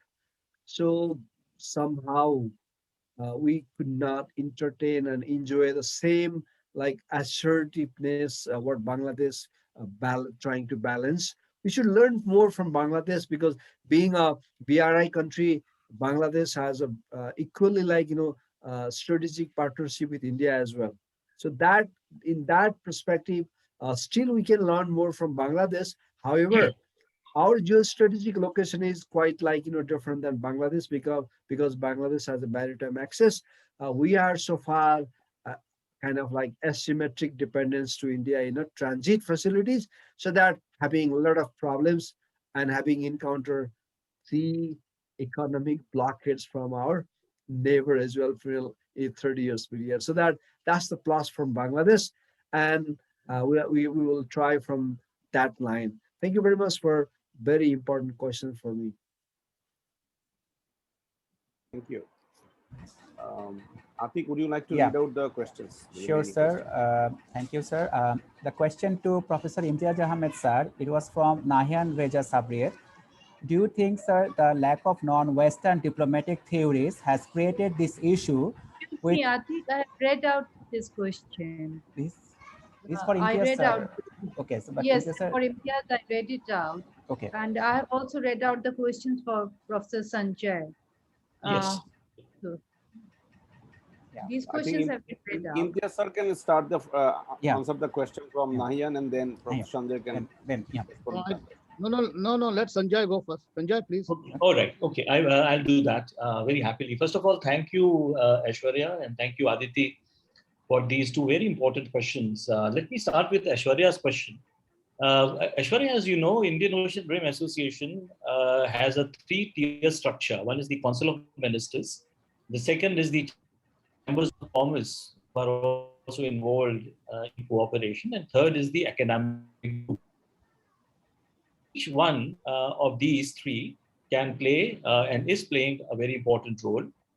Now, let me give you just one example, which is that both for Yemen and Somalia, IORA has developed some very useful programs which relate to capacity building. The issue of IUU fishing, illegal, unreported, unregulated fishing, is a very important concern in many parts of the Indian Ocean region that is also being addressed. For example, we know that if we look at some of the root causes behind piracy, I'm talking about the root causes, of course, piracy is a very complex phenomenon now. Some of these causes, to begin with, related to IUU fishing. They related to the dumping of all kinds of waste in Somali waters, because it clearly shows the link between what we call maritime security and the livelihood security of these coastal communities. Sustainable development goals are being addressed. And I really hope, and I think I have been talking about this for quite some time now, I really hope that IORA will also take up its own agenda uh, programs, including research programs, addressing themselves to what we call the adaptation challenges. Because as a member of the IPCC sixth assessment report, I can tell you with utmost confidence that these are the sub-regions in the Indian Ocean, all along the African coast and also in the Bay of Bengal, where we would really need some very active, proactive intervention. So IORA can and is playing an important role. I think it can do much more, provided it gets the well-deserved support from all the member states and observer states. The second question, I think, is a very big question, Aditi, about the graceful, dignified return of Rohingyas to their homelands. I mean, one has to appreciate the way in which Bangladesh has taken care of millions of the displaced Rohingyas. Bangladesh hands needs to be strengthened. We need a regional approach. ASEAN can also play a very important role. And I think, as I mentioned towards the end of my presentation, what is really needed is this shift from these classical power political theories to a more human approach to respect for the political, social, cultural, economic geographies. So a people-centric approach. I remember one of the seminars where Professor Mohsin made a very important point. I think it was with regard to regionalism in the Indian Ocean region. where she said that we need to have a more people-centric approaches. So I think countries have to come together, pressures have to be built, ASEAN can play, as I said, a very important role. And even the academic community, the intellectuals, can also play a very important role. But it's a very big question. Maybe other panelists would also like to respond to this question. Thank you. Thank you. Professor Sanjay, there is another question for you. It is from Yes. Sharif. He asks you, Shariful Islam. He asks you, sir, Bangladesh Yeah. is going to be the chair of IORA in October 2021. So what are your suggestions for Bangladesh in strengthening the IORA, particularly with a view to pursuing Bangladesh's blue economy goals? Imtiaz, you have a related question, if you can read it. Thank you. Yes, Shariful, well, thank you. Thank you very much indeed. And we know, and let me also bring it to the notice of all attending this webinar that you are, of course, the one who is now at the forefront of research on blue economy in Bangladesh. And you are writing whatever I have read so far, a very interesting thesis on what you call the blue diplomacy. Now, given the fact that blue economy is a very vast domain, very complex domain, a lot can be said. But I am very hopeful that that Bangladesh, when it assumes the chairmanship of IORA, will also look at the ecological, social dimensions of blue economy. I think that would be very important, because after all, ocean is a medium that forces us to think very differently about sovereignty, security, and sustainability. So again, I would go back to the point that a more people-centric approach to blue economy, one that also takes into account the fact that, blue economy is not going to be worked out in the same manner in different parts of the diverse Indian Ocean region. Take, for example, the Bay of Bengal. It's a large marine ecosystem. There are 10 million small-scale fishermen in the Bay of Bengal who are directly being affected by unsustainability and climate change related challenges. So I think Bangladesh chairmanship, I always argue that, small states is sometimes can be a very misleading term. Small countries can have very big visions, and sometimes very big countries can have very small vision. So I think we have seen in case of IORA, for example, one of the most inspiring fisheries unit is in Oman. So I am sure that Bangladesh, when it assumes the chairmanship of IORA, will pay special attention to the small scale businesses, small scale fishermen, and so on, because I think the small is beautiful, is right, but small is also the key to sustainability and sustainable futures. So Shariful, I think you are going to say much more in your thesis, I'm sure. Thank you. Thank you. Ashraf, will you read out the question or should I continue reading the I think questions? Jason has to answer the question that you read out, and Nahian. There is this other question also for Imtiaz. Where is blue economy diplomacy situated on the broader discourse of Bangladesh's diplomacy? Do you think that Bangladesh is focusing enough on blue economy diplomacy, given the growing importance of blue economy? The question is from, again, Oshura, Roma. No, it's a No, question I think from Shariful Islam. Shariful Islam. Oh, sorry, Sharif. Sorry.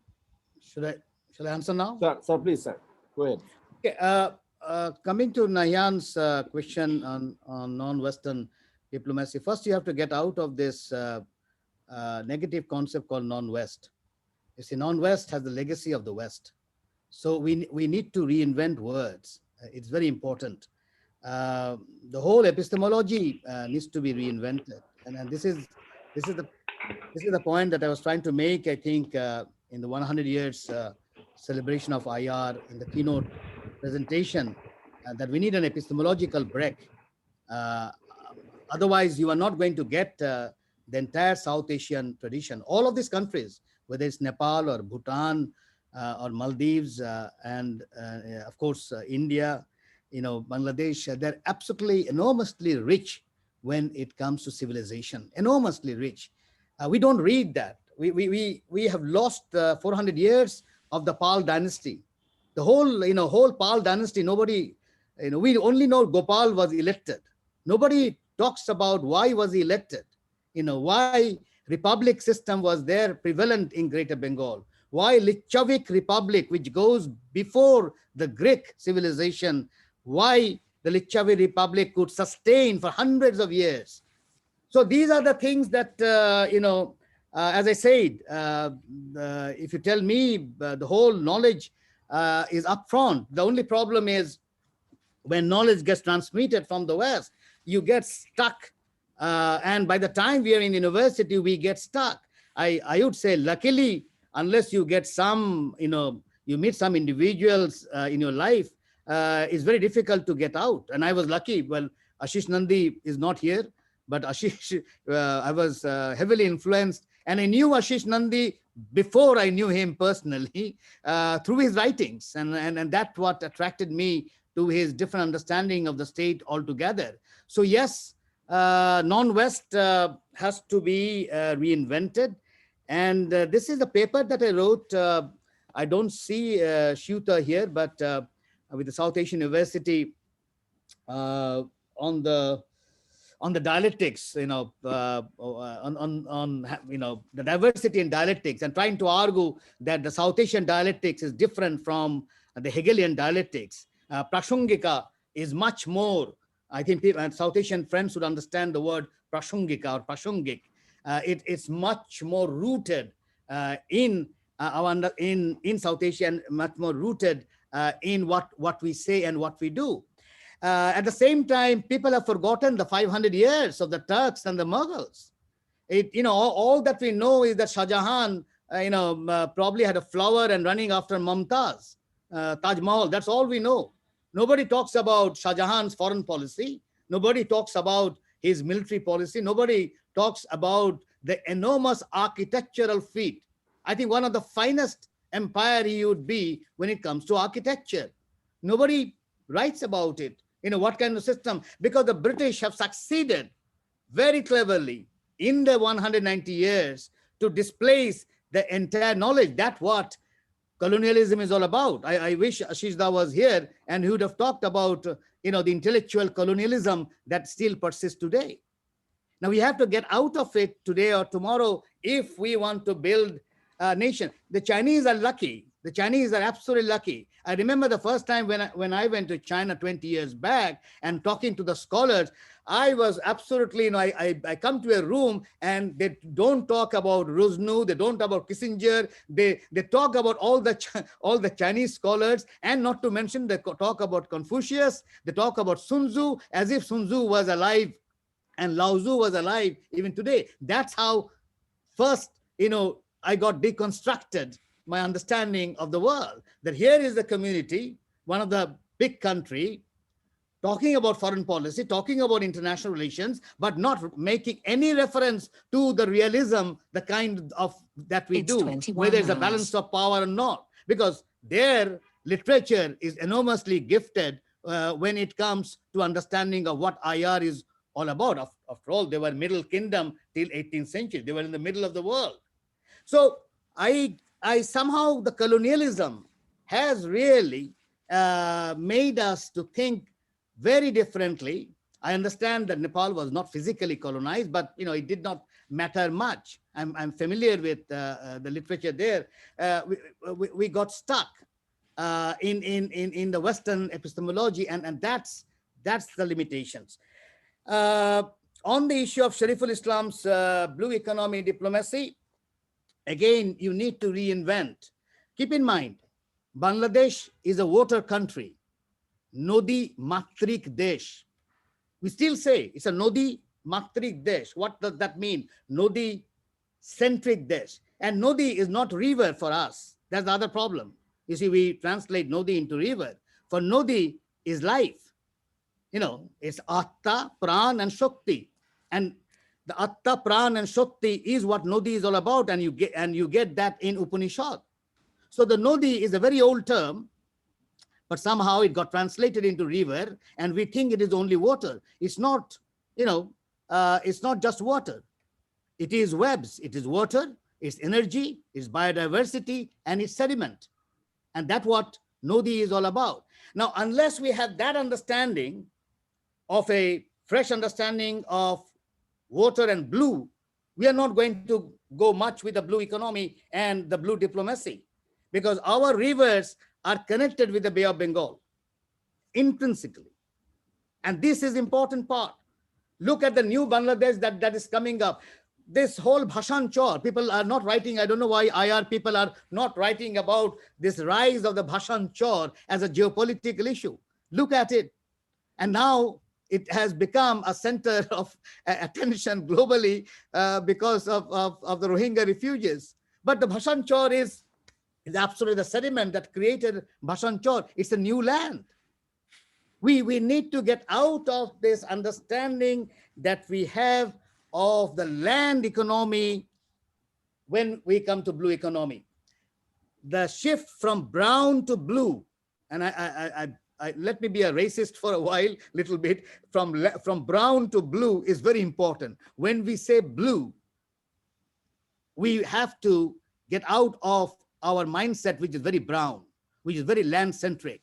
The entire history that we have is land-centric history. This is something we have to go out. You go back to the, way back to the 16th century, and you will see how the Chinese ships used to travel via Chittagong.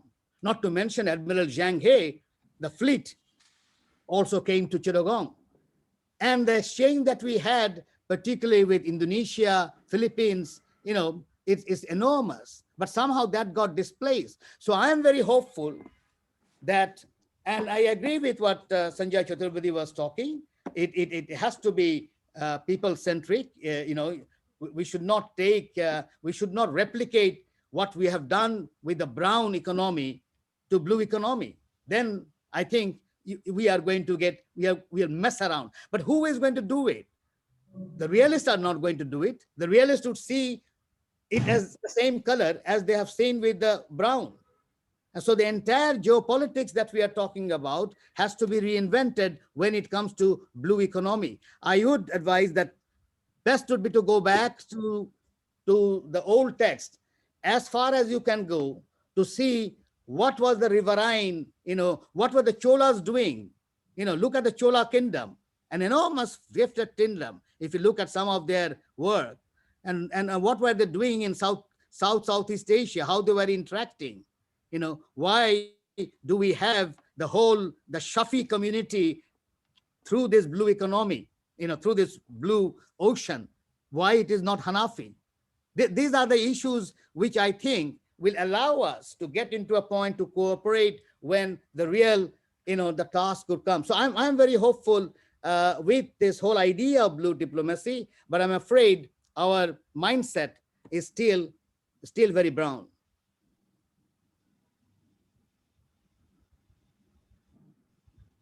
Any more question? No. Oh, I have one more, I think. Sorry. And also there is one question in the Facebook, if you are sorry. Okay. Let me see. Well, Tej Raj Koirala has a question. My question, Dr. Imtiaz, how you want to counter the Western nation state on the basis of Bengal's civilizing historical experiences? Okay. I'm not interested in countering the Western nation state as such. I would not use the word countering.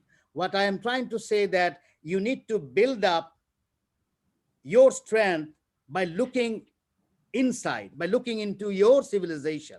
And so my argument is the friendship towards all, malice towards none is not a realist argument, is not something that we created right after 1971. It was there in 1970 at the peak of NATO, SEATO, CENTO, and the peak of the Cold War. How is it possible that Bengalis, and of course Bangabandhu has to be credited for that, put it in the manifesto of Awami League's election and say, we want friendship towards all, malice towards none. And it was taken after, word, because the civilizational context, I said, is very important.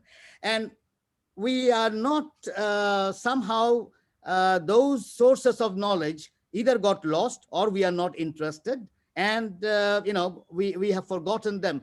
Those have to be recovered, and once you have recovered, I can bet you the whole Western understanding that we have today would look very, very shallow, and you will understand why the West was very, very much interested in the colonial, in the imperial project.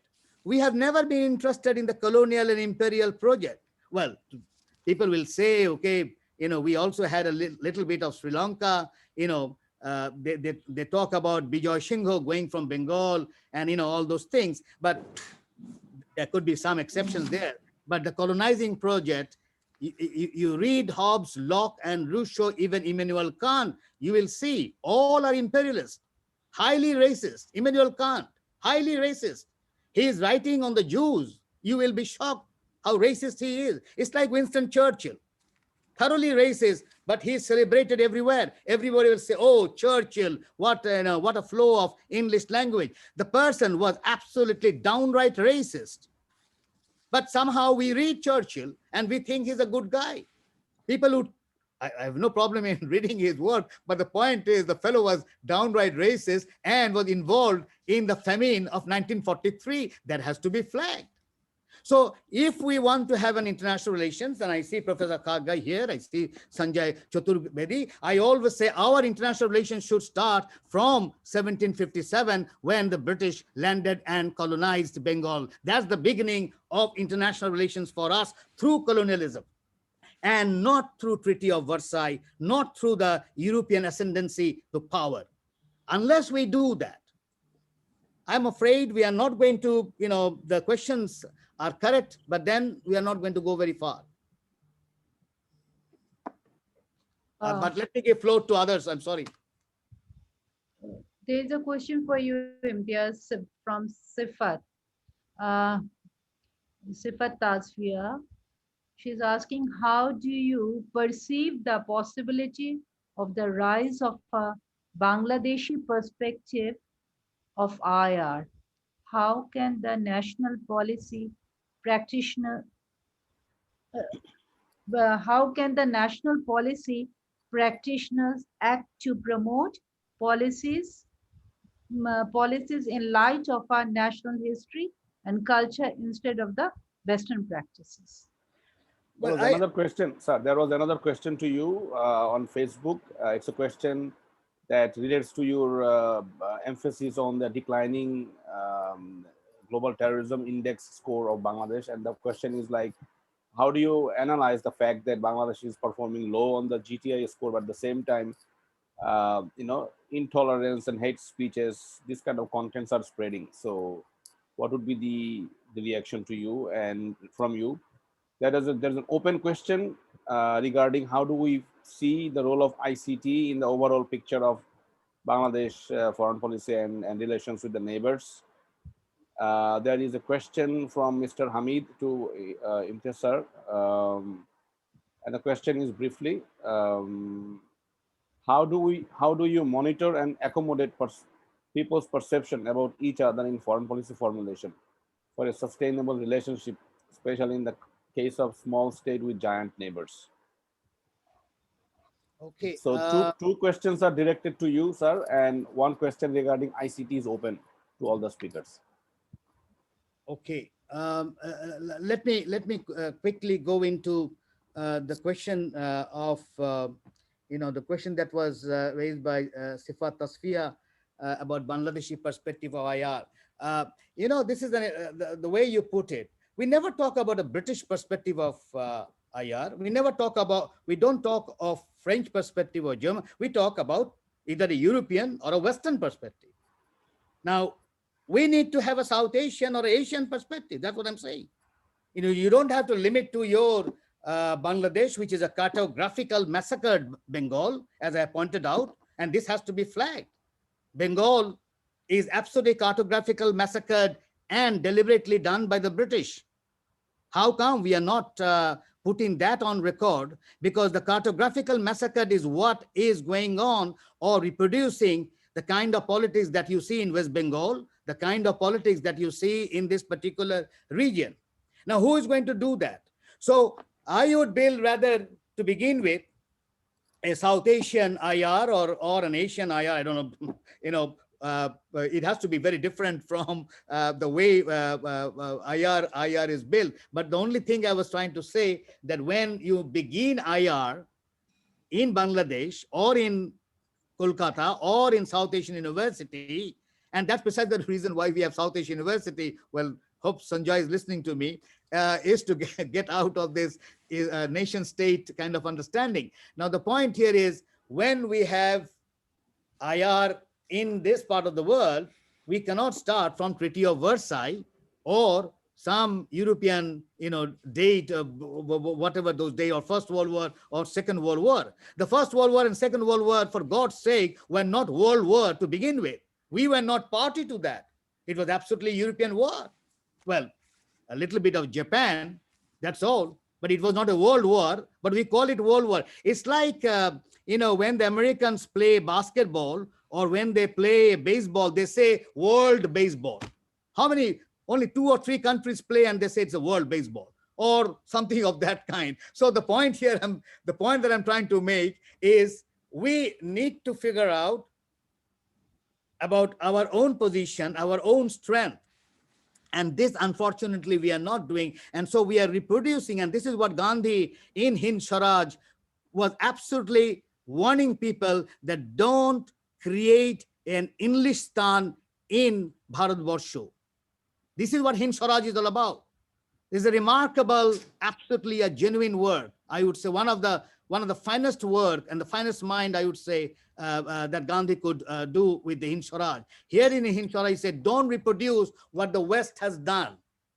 And unfortunately, this is precisely what we are doing. And one idea of South Asian University, when it was, well, I was involved in the, in the idea, so I could say, was to get out of it. But then South Asian University, and my good friend, I don't know, probably he will smile, has ended up becoming an Indian University of South Asia and not a South Asian university. So the point here is, you try building it, and those are the policymakers, they don't understand. You see, we are not threatening them, we are helping them. How you interact. So the understanding was that Indian students should come to Bangladesh, the Indian faculty, Sanjay should come to Dhaka or go to Sri Lanka, or Professor Kharga should come to Dhaka or to Colombo, and myself to Colombo, and mix up. And that would be what South Asian University all about. But then the policymakers thought, no, they are going beyond nationhood. This is a terrible, terrible thing. And they made it into Indian University of South Asia. Very quickly, on the second question by Mr. Hamid on people's perception. Oh, sorry, before that, we have on the intolerance. How do you match of intolerance and intolerance is on the rise throughout the world. People can blame the technology as such, but I don't blame the technology, because at that time you did not know, now you know because of the technology. I think intolerance in some form was always there, but one of the measure is how many people get, killing is one figure, or injury is one figure. Is an evidence. If you kill people and injury, well, killing is the what you call the highest thing one can do when it comes to intolerance, because the verbal intolerance, I believe in some form, they were always there. Now, if you look at the figure of killing, and we monitored that, we monitor 26 categories of violence throughout Bangladesh, and now we have the largest data on violence in Bangladesh, and you're welcome to yourself go into and work on those. It's huge data, and I can tell you very well, even, yes, you can see all those things, but when it comes to killing and injuring people, the number of people getting shot every day is much, much lower in Bangladesh, much lower. And that's the reason you have this terrorism index, which clearly points out. But then our media would flag it so much, and the media don't know how to handle it. Now, why I'm saying this? I'm saying this because every day in the United States, for last 15 years data, if you go into United States data, you will see every day you will find, if I'm not wrong at this stage, almost 17 to 18 children get shot every day on the average. And out of that, 5 to 6 children die in shooting every day on the average. That's what United States is all about. Let me give you another data. On the average, there is 1,000 extrajudicial killing by the US police every year. And this has been for several years, even last year, 1,000 extrajudicial killing. Now, I will agree that one extrajudicial killing is bad, but compared to 1,000 extrajudicial killing, which prides on having a infrastructure, which prides on having the money and the resources, failed even today to stop extrajudicial killing. So if you compare that 1,000 per day extrajudicial killing to Bangladesh, interestingly, you are not going to get that in New York Times. You are not going to get that every day in the CNN. They will not form news unless there are 10 or 20 dead, and then after half an hour or after 1 hour, that's gone. They know how to handle it. But let me give you, in Bangladesh, if there is an extrajudicial killing, even today, as we speak, my university, Dhaka University, my students, my faculty members would still stand today and protest. Even today, they will protest. But we don't see any protest. We have never seen protests from Harvard, Yale, Stanford. We don't see their professors, their students standing and saying, how is it possible that 1,000 extrajudicial killing is happening in the United States? Only when things go something like Black Lives Matter, when it goes beyond the thing. And to tell you honestly, even after Black Lives Matter, the Floyd case, there has been series of Floyds even after Floyd's incident. But the news is not there. They know how to handle it. And more importantly, it is the richness. If you are rich, believe it or not, and this is the human quality. If you are rich, if you have resources, then these incidents, they just fly away. That's the problem. The moment you are weak, the moment you don't have resources, it gets flagged, and the fear is brought into you so that you end up in the diasporic countries, so that you migrate to those countries and reproduce them in an extraordinary way. And that is precisely what we have done. Bulk of our, the elite that we talk about, bulk of their children are all abroad. It's more violent, but the richness is there. One cannot, deny that. The infrastructure is there, a fantastic infrastructure. One cannot deny that. And that is what I think is missing. But in terms of violence, United States is very violent. And even, this is not something that I'm the first person saying. There's X number of books on that, but it doesn't flag, it doesn't get flagged. So I would, disagree on the issue of intolerance. I think if you look at South Asia as a whole, or if you look at 170 million people, believe it or not, on the whole, if you look at the data, we are still pretty much tolerant. But the point is, I will agree that it is on the decline. Very quickly on the last, Mr. Hamid's points on people's perception of foreign policy. This is, very difficult task when it comes to perception, because the perceptions are always formed, long before you are saying something. When we say something, it is not immediately we are saying something. Our mind is already a priori built. Our education, our knowledge, our own frustration, whatever. So when it comes to talking anything in Bangladesh, for example, believe it or not, this is in our culture. We never say, if you're asked a question, and you can do this testing yourself, ask a simple question, how are you? No Bengali will say, I am good. They'll say, cholche motamoti. Tell a businessman, how's your business? No Bengali businessman will, and I'm saying also South Asian businessman, even Nepali businessman will be saying, if you say, how is your business? He'll say, oh, cholche motamoti. Okay, they will never say, my business is doing thriving very good, I'm getting rich. That is not in our culture. And so when that gets recorded, immediately would say, oh, this is a fearful country. Everywhere there is corruption, everywhere there is violence, because that's precisely we love to flag. So I would be very hesitant unless you create, and this is the reason why we go for micro narratives.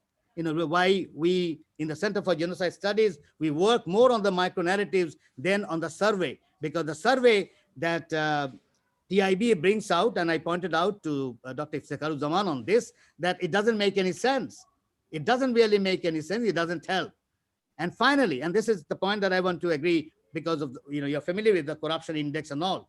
They will talk about corruption in Bangladesh, but index doesn't say where does the money go. The bulk of the money goes to the West. Bulk of the money goes to Canada, United States, UK, Australia, and TIB is silent on that. Now, you know it's an unlawful money, you know it's a corrupt money, but they don't raise any question. They are, you know, buying houses in Toronto, in New York, and these are, some of them are my relatives or some of them are my friends, I know, but nobody's talking about that. So this very positivist, personalized looking at corruption is not going to help us in any way, because the more corruption you have in Bangladesh and India or in Nepal, believe it or not, it is going to help the United States, Canada, and Australia, because that corrupt money is not going to get reinvested in Nepal or in Bangladesh or India. It is going to fly away. That is the problem. There's little less in India, though. Some gets reinvested, as our research tells us, but Nepal has suffered equally as we are suffering. You know, bulk of that corrupt money ends up in the developed countries who take pride in transparency. And I'm pretty shocked, how is it possible? So I would be very careful when we talk about people's perception, because perception, as I say, is built long before when it is addressed. Thank you, Imtiaz. Ashraf, there is a question from Bhutan. I think it's important that I read it. Should I read it out? Please, madam. Yes, thank you. We need to finish, perhaps. Yes, but I think we will be finishing very soon in 5 to 10 minutes, 5 or 7 minutes. But Tawhid Bhai, this is one question I would like you to take up. I'm sorry, I can't pronounce the name. Greeting from Bhutan. Jigme Jigme. Oh, thank you, Imtiaz. Very easy, isn't it? Greeting from Bhutan. Thank you to all the presenters. Where does Bangladesh's position? Where does Bangladesh positions Bhutan in South Asia, and how can the new Bangladesh and Bhutan collaborate in areas of development? So, if you can take up. Professor Amina, there's one question for me as well from Bhutan. And would you please allow me to speak a minute? Yes, sure. But if Tawhid Bhai can respond to the Bangladesh, you know, the question regarding Bangladesh. Yes, I can if you want. Thank you. Yes. Thank you. The thing is that I think the greatest area in which there can be development cooperation between Bhutan and Bangladesh is in the area of power, the renewable energy. About 10 years back, 12 years back, I was in a meeting in ADB. I was leading a delegation. I don't know why I was the leader. I think the ERD secretary should have been the leader. But anyway, there this question came up about regional power development and power trading, etc. And everyone was a bit about power production in Nepal and export to Bangladesh, particularly, because Bangladesh was in a very bad situation at that time as far as power is concerned. But after everything was said, then the Bhutanese delegation came up and said that for 10 years, following 10 years, they have an agreement with India for the development, and the power that would be produced would be entirely bought by India. So for the next 10 years, nothing can be done. It was just pouring water on all the enthusiasm. But then that 10 years has passed. And now we are in a stage in which I was very happy to see that the Prime Minister of Bhutan, when he was on a visit last week. This thing really came up and he was positive. But one thing, as Imtiaz and we all know, is that anything, if it has to happen in South Asia, has to be agreed upon by India. Because there is this 18 or 20 miles between Nepal and Bangladesh, and a few more miles between Bhutan and Bangladesh. And well, I would expect that the Indians would, of course, get the wheeling charges as per international practice, but there should be no hindrance on the part of India in this initiative by the two countries, very friendly two countries, and which will benefit both sides, because Bhutan can get a better price for their electricity from us, and we can get the electricity on a regular supply and a green energy without harming the environment. I think that's what I would say about this question, and others can take the other questions. Yes, Professor. Professor Kharga. Thank you, Professor Ashraf. Well, while listening, Professor Imtiaz, I just wanted to say one sentence about IR organic or indigenous IR discourses in South Asia. For us in Nepal, it's a quite infant stage of IR study in Nepal. It's a very, very new discourse because we used to teach IR under political science for a long while, and intellectual history of our university it was established. The oldest university in Nepal is just 66 years compared to like even Dhaka University has celebrated 100 years like of its establishment. And even IR study in Bangladesh, Dhaka University, it was started in 1947. So in compared to that, like, colonial legacy, probably like more opportunity to expose with the West. In the meantime, for us, even today, IR study is an infant stage, and moreover is heavily West dominated. All the discourses, theories, what we have been teaching and then doing some research. So it's largely West, despite very few of like Chanakya, Kautilya, like, Oriental theories we have been discussing, and youngsters are not that much lured to pursue these discourses. So that I also recommend South Asian universities should be the best platform to bring out, to dig out, to explore South Asian discourses of IR. So fortunately and unfortunately, we have it to be begun. So let's discourse, and the next seminar should be on that topic. From this is my humble request. And so far as the friends from Bhutan, well, there was 100,000 Bhutanese refugees in Nepal for about 30 years. And it was not because of Nepal, Bhutan, like, the problem created by, it was probably their first destination was India, and they came via India. So maybe India could play a very proactive role to resolve the Bhutanese refugees, like innate desire to go back their homeland. However, third-party engagement, multilateral or multilateral UN, UNSCR was proactive. That their UNSCR proactive role has made possible third-party engagement, and they have been resettled in the Canada, United States, and Australia, and some Nordic countries. So there are still few thousand Bhutanese are still like languishing in the Bhutanese refugee camp in eastern Nepal. That still wants to go back to their homeland. However, for these, probably I don't think government of Bhutan has it to be ready to invite those people back to their country. So what I would like to share here is that will be like, it's not a bilateral issues, it's a kind of like trilateral issues, but the third party, especially India, still can do a lot to resolve these issues. That's my very final opinion. Thank you very much once again.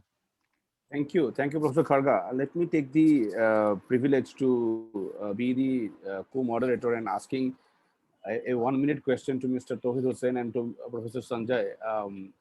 Mr. Tauhid, in your presentation at the last moment, you just briefly talked about vested interest in Bangladesh, and you also talked about Myanmar's security and intelligence agencies and their presence in the Rohingya refugees. Would you like to elaborate on that briefly? Very briefly, I'll take 1 extra minute because I actually stuck to my 15 minutes, which nobody else did. 1 minute on this. Yes, there is credible information that it has been thoroughly infiltrated by the agency, Myanmar agencies, and often it is said that if two groups are fighting, even both are actually working on behalf of those. And the drug trade is extremely important in this respect. There is a whole nexus of Rohingyas in the camps. Some of them, mind you, most of them, almost all of them are innocent people. But there is a very strong group who are involved in this. There is a whole nexus of these people, some Rohingyas on the other side, the Myanmar security forces, and some corrupt officials of Bangladesh, and some corrupt public representatives. There are, let me tell you that in the union parishads and union parishads particularly, there are people, representatives, members and chairmen who are actually Rohingyas who have been living here for the last 40 years. They have been, some of them have been assimilated, have become even members of these people. And they are all one in handling this, drug business. And it is estimated that the volume is of Yaba business in Bangladesh is about $3 billion. So it's very difficult to contain them because the amount of money is huge.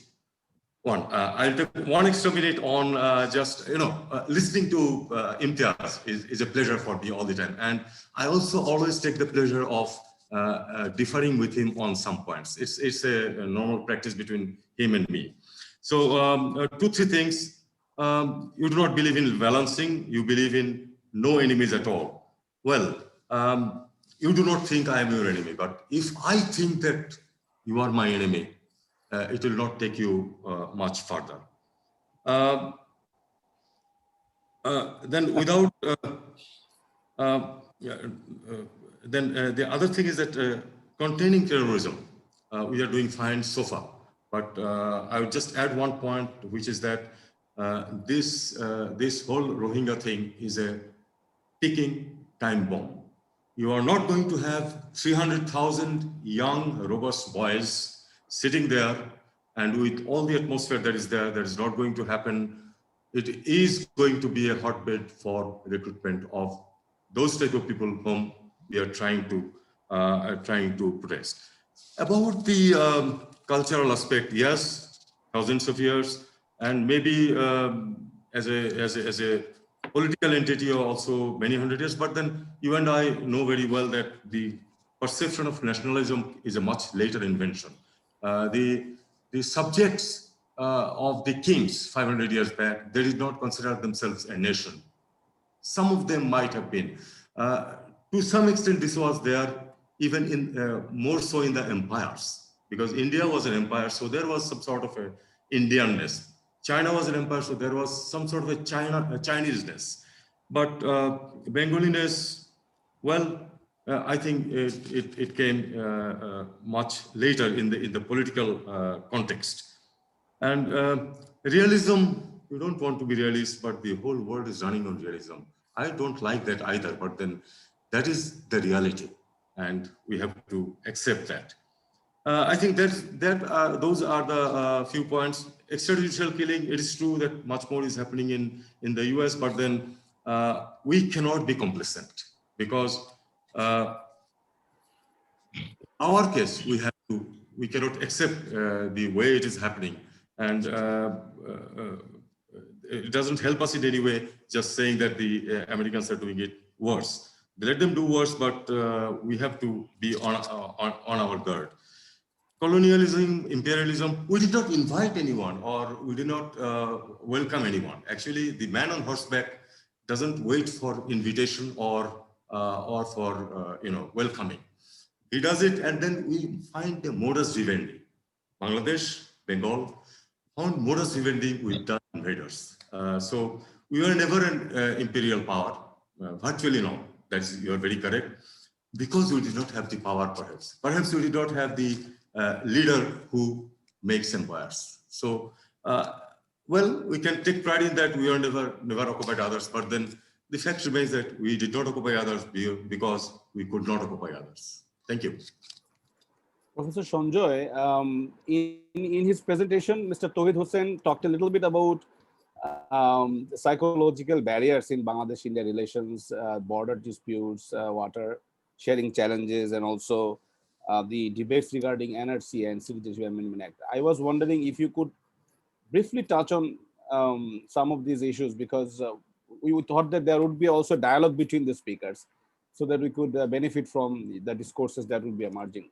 Would you like to touch a bit about that, those issues? Yeah, sure. I think I've always believed that, see, there is also an intersection between commonly shared pasts, geopolitically uncertain presence, and the imperative of future sustainability. This intersection, I think, is becoming very important. Now, regions, of course, we are told are constructions. They are constructions, yes, no doubt. But I think South Asia is perhaps an exception. I mean, in the sense that South Asia is also an eco-geographical region. You know, when Professor Imtiaz Ahmed was talking about the link between the rivers and the Bay of Bengal and the ocean, and was talking about the sediments, I think these sediments are not just geophysical properties. These sediments are also the sediments of history. They are the sediments of commonality. I think, looking ahead, I'm absolutely convinced that the kind of challenges that we are talking about, sustainable development goals, human resource development related issues, climate change, and so on, they would require a regional approach. It's not a question of whether, it's a question of when. And I have also believed that being post-colonial does not mean just an engagement with colonial. And I think Professor India has also a reference to it. It also means a return to pre-colonial. And we should not forget that the history of mobility in this part of the world is much larger, much longer, much older than the history of territoriality. And today is going to become tomorrow the yesterday. You see? So I think it's a matter of making choices now. I have no doubt whatsoever that look at energy, look at water. Our future will be a common future. So how do we move in that direction is something which everybody has to decide. Not just the state actors, but also civil society, the intelligentsia and intellectuals. So at the end of the day, all that I would say is that I remain very hopeful. There are challenges, but I think things are also very promising directions. Bangladesh really is that. And as Professor India said, something which I also wanted to point out in my presentation, that if you look at what Bangladesh has achieved, for example, on human resource development front, and in my response to Shariful's question,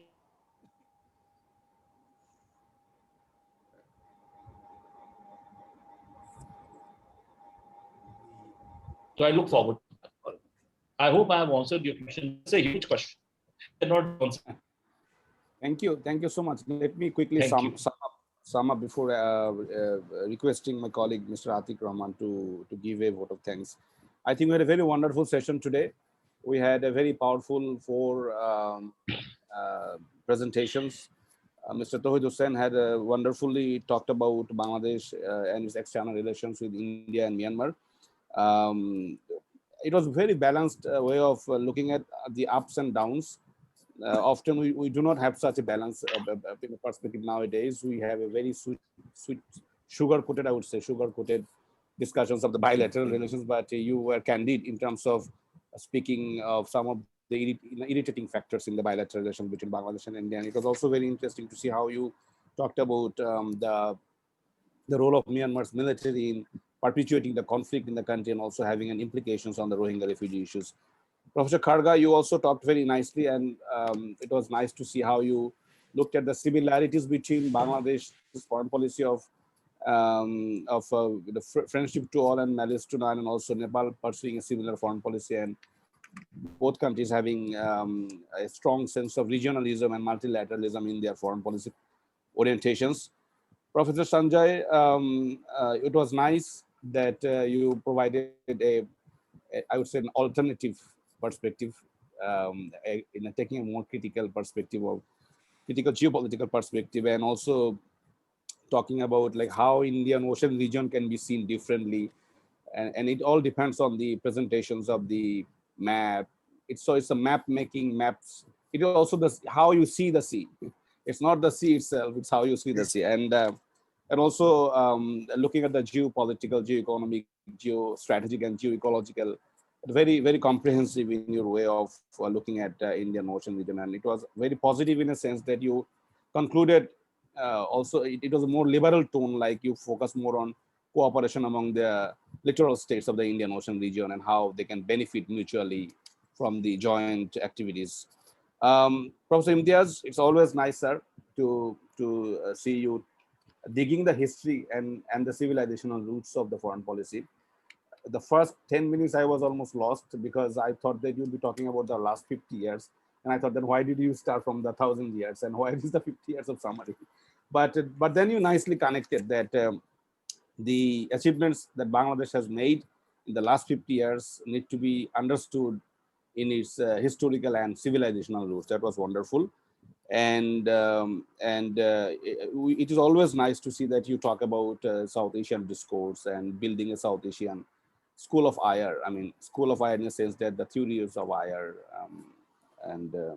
I think the question and answer session was very effective. We did a lot of very diverse questions, focus starting from anti-dumping measures imposed by India to the role that Bangladesh can play as an IORA chair, to non-Western diplomacy, etc., etc. I think we had a very good session. I would like to thank my colleagues at the Journal of International Relations Committee. But a vote of thanks is to be given by our colleague, Mr. Mohammad Atik Rahman, where he will mention the tremendous role that our student volunteers play in making this event a success. Our colleagues and chair of the Department of IR in Dhaka University. And our source of inspiration is definitely Professor Amina Mohsin, who leads the editorial board of the Journal of IR Committee. With that very kind summary of the session, I would now request Mr. Atik Rahman to have a vote of thanks. Thank you, Atik. Thank you very much, sir. Thank you very much, sir. On behalf of the Department of International Relations, we are very much delighted to have 4 distinguished speakers from 3 different countries. From Bangladesh, we'd like to thank Professor Dr. Imtiaz Ahmed, sir, and former Secretary Mr. Mohammad Tawhid Hossain. And we also like to thank and sincere gratitude to Professor Dr. Sanjay Chaturbedi from India and Professor Dr. Kharga from Nepal. Thank you very much, sir, for accepting our invitation and join this webinar and share your ideas, thoughts, and futures with us. As a young learners, as a young students of international relations, I have been always benefiting to hear from you, sir, especially from Professor Imtiaz Ahmed, sir. Thank you so much. Also, we would like to thank from our department to the co-moderators of today's session, Professor Dr. Amina Mohsin, madam, and Professor Dr. ASM Ali Ashraf, sir. Thank you very much, sir and madam, for moderating these sessions very well and timely end of this session. And also, I'd like to thank our distinguished faculty members, our respected faculty members of IR department and other department to join this event. Special thanks to our students for to present today and also raise question on different issues.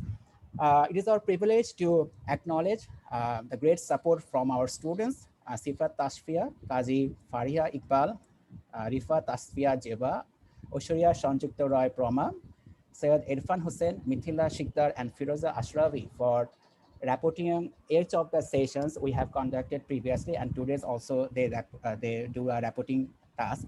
And also special thanks to Nahian Reza Sabriat and Abdullah Al Amin Opu for preparing such colorful and wonderful, this flyer that we have been sharing before this event. Lastly, I wish, with your permission, madam, I would like to conclude this session formally. We'll back in future in different sessions, but till then, stay safe and stay well. Thank you, sir. Thank you, madam. Thank you all. Thank you. Dr. Good night. Nilaranjan, Good night. Thank Thank you. you. Dr. Nilaranjan Bishwas and Mr. Atik Rahman also deserve thanks for managing the logistics of this webinar today. They were very humble. Good. Thank you so much. Thank you. Very Thank good. you. Thank you, Thank you so Abhinav. much. Thank you. Thank you Thank very you. much. Thank you. Good night. Thank you, Good night. everyone. Thank you. Thank you. Thanks, guys. Good night. Bye. Fortunately, we cannot meet face to face, but then, well, at least we can Right. meet on the. Thank Yeah. you. Thank you. See Okay. you, man. Take care. Take care, all of you. Bye bye. Have a good time.